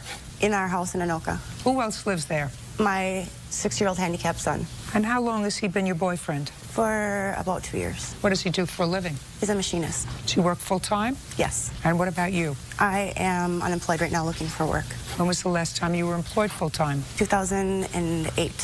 Who pays for the rent on your house? My boyfriend, Cole. Now, it is your claim that the defendant stole your car while he was visiting at your house and crashed it. That's correct. Defendant says that you were all high on controlled substances, and he took the car with actually your permission and at your request to go and buy you drugs. That's what you say? Yes, ma'am. Okay. What kind of drugs do you use, Mr. Cole? Meth. For how long? On and off for probably 15 years now. And what about him? What does he use? He uses meth too. That's how we met. That's how you met? Yep. Where did you meet? At a mutual using friend's place. And what about the plaintiff? Well, I met her through Cole, and first time I met her, that's what we were doing. We were using drugs. All three of us were using together. Where was her son? He wasn't there at the time when we first met. So, but yeah, he lives with her now, or still does. How long has he lived with her? The whole 2 years I've known him. For the 2 years? Yep. But when you first met her, it was in a drug environment? Yep, and he wasn't there. Okay. When did you have this accident with the car? October 21st. Tell me what happened. Well, I was over at Cole and Chrissy's place, and... what time had you gotten there? I say around noon. Cole had picked me up from my apartment. Did you not drive? No, he picked me up. I mean, do you drive? No, I don't have a driver's license. Okay, so he picked you up. You got back to their house at noon. Yep. Go ahead. And I'd been up all night on meth, and Cole and Chrissy wanted to get high, and... Well, when you said Cole and Chrissy wanted to get high, tell me about the discussion that you had with them. Well, they'd known I'd been up all night on drugs. The only time that we really ever hung out is when we all used together, and they were fiending to get high, you know, and they asked if I could get any more, and I said, yeah, but I didn't have a vehicle. So Chrissy gave me the permission to use her vehicle to get more drugs. She didn't have any gas in her car, so Cole gave me a stolen license plate to use for a gas and go. And when I was leaving the gas station, I got in a high-speed chase with the cops, which resulted in an accident. They caused me to crash into a guardrail. So I was arrested for felony fleeing, possession of drug paraphernalia, no license, and theft of gas. Is that case still pending? Nope, I've been sentenced. It's all done and over. What's your sentence? I did 210 days in Anoka County Jail. I was sentenced to treatment. I went to a 6-month treatment program at the Salvation Army in Minneapolis. Residential? Yep, inpatient, yep. When did you get out? I'm still in treatment now. But when did you get out of the residential part of the program? Are you still living there? No, I'm still living there. How are you doing? Very good. Yeah, I brought with me my certificates for my progress in the program. I'd like to see them. Would you return this to him, please? Certainly.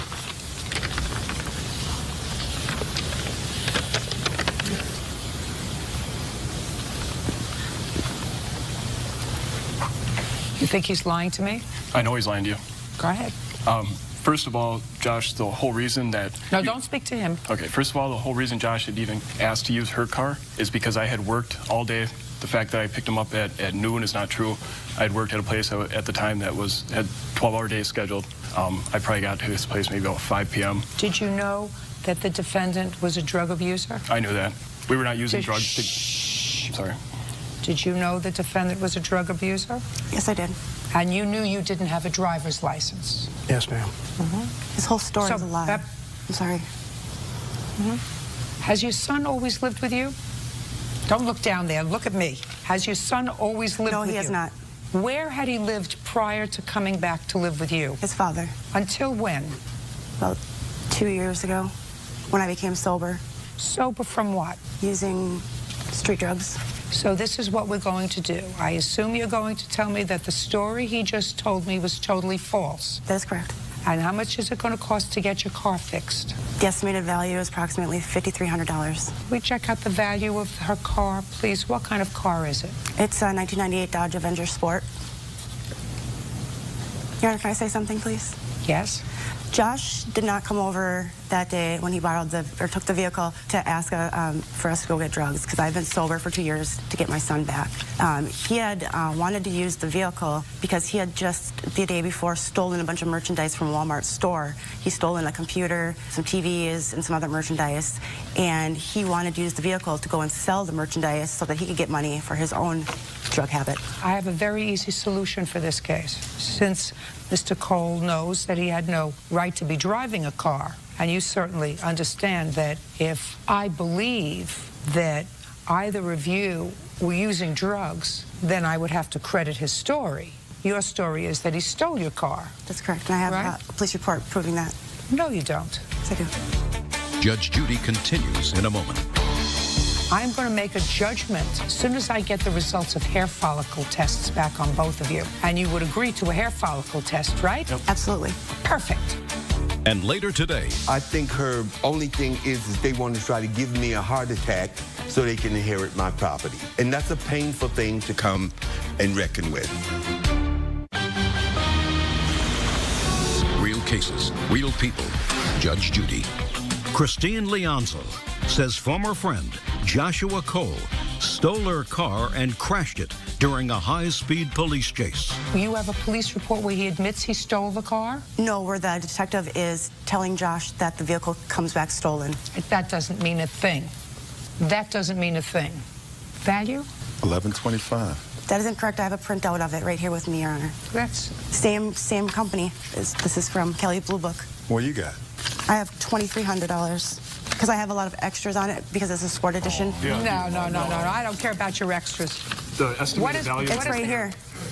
I want to know what the Kelly Blue Book says. I have my own Kelly Blue Book. Then you're looking up the wrong vehicle. The largest price I find here is $16.75. Okay. She's got a 23 here. I don't care about you. I don't care about this. But this is the story. $1,675 is what the top price is in there.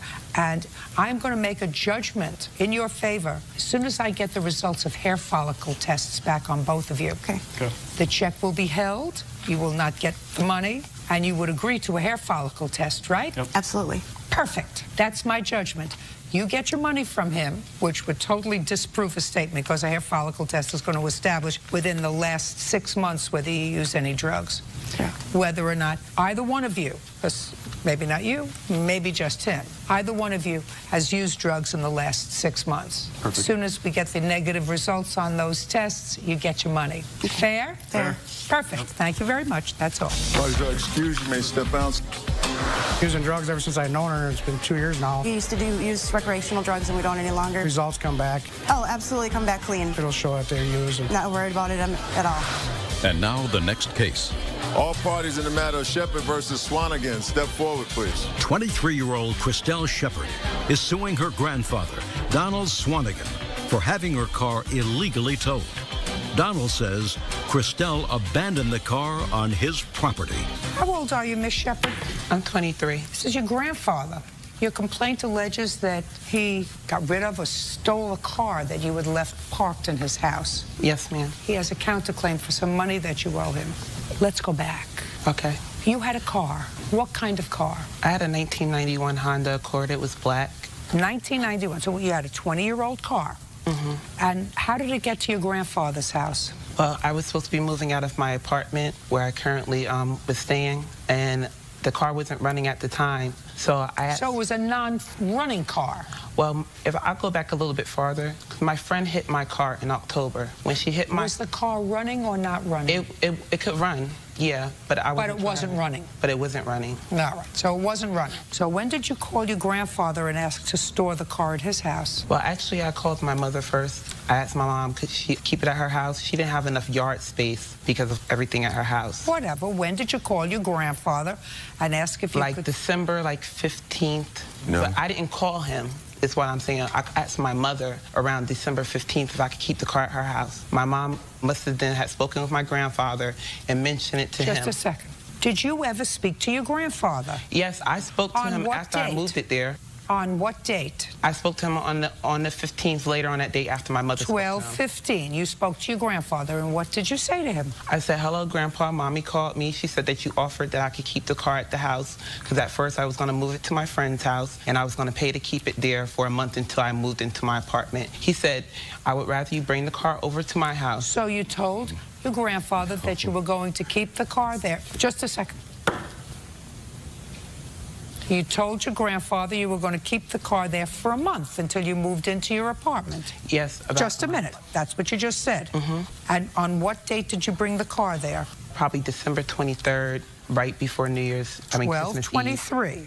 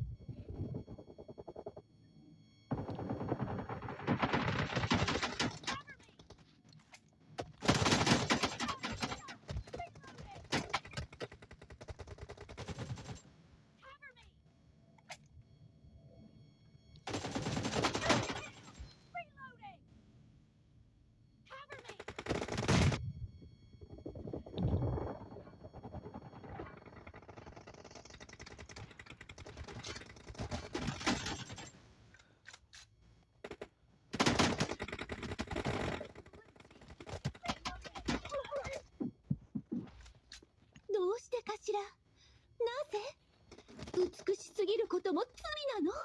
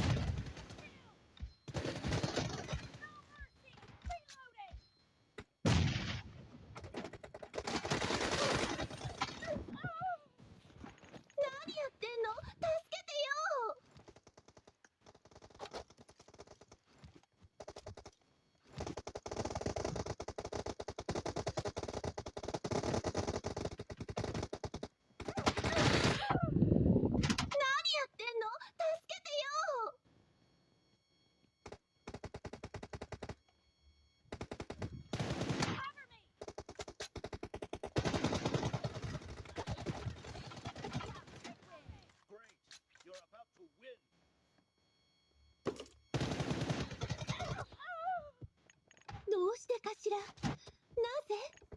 美しすぎることも罪なの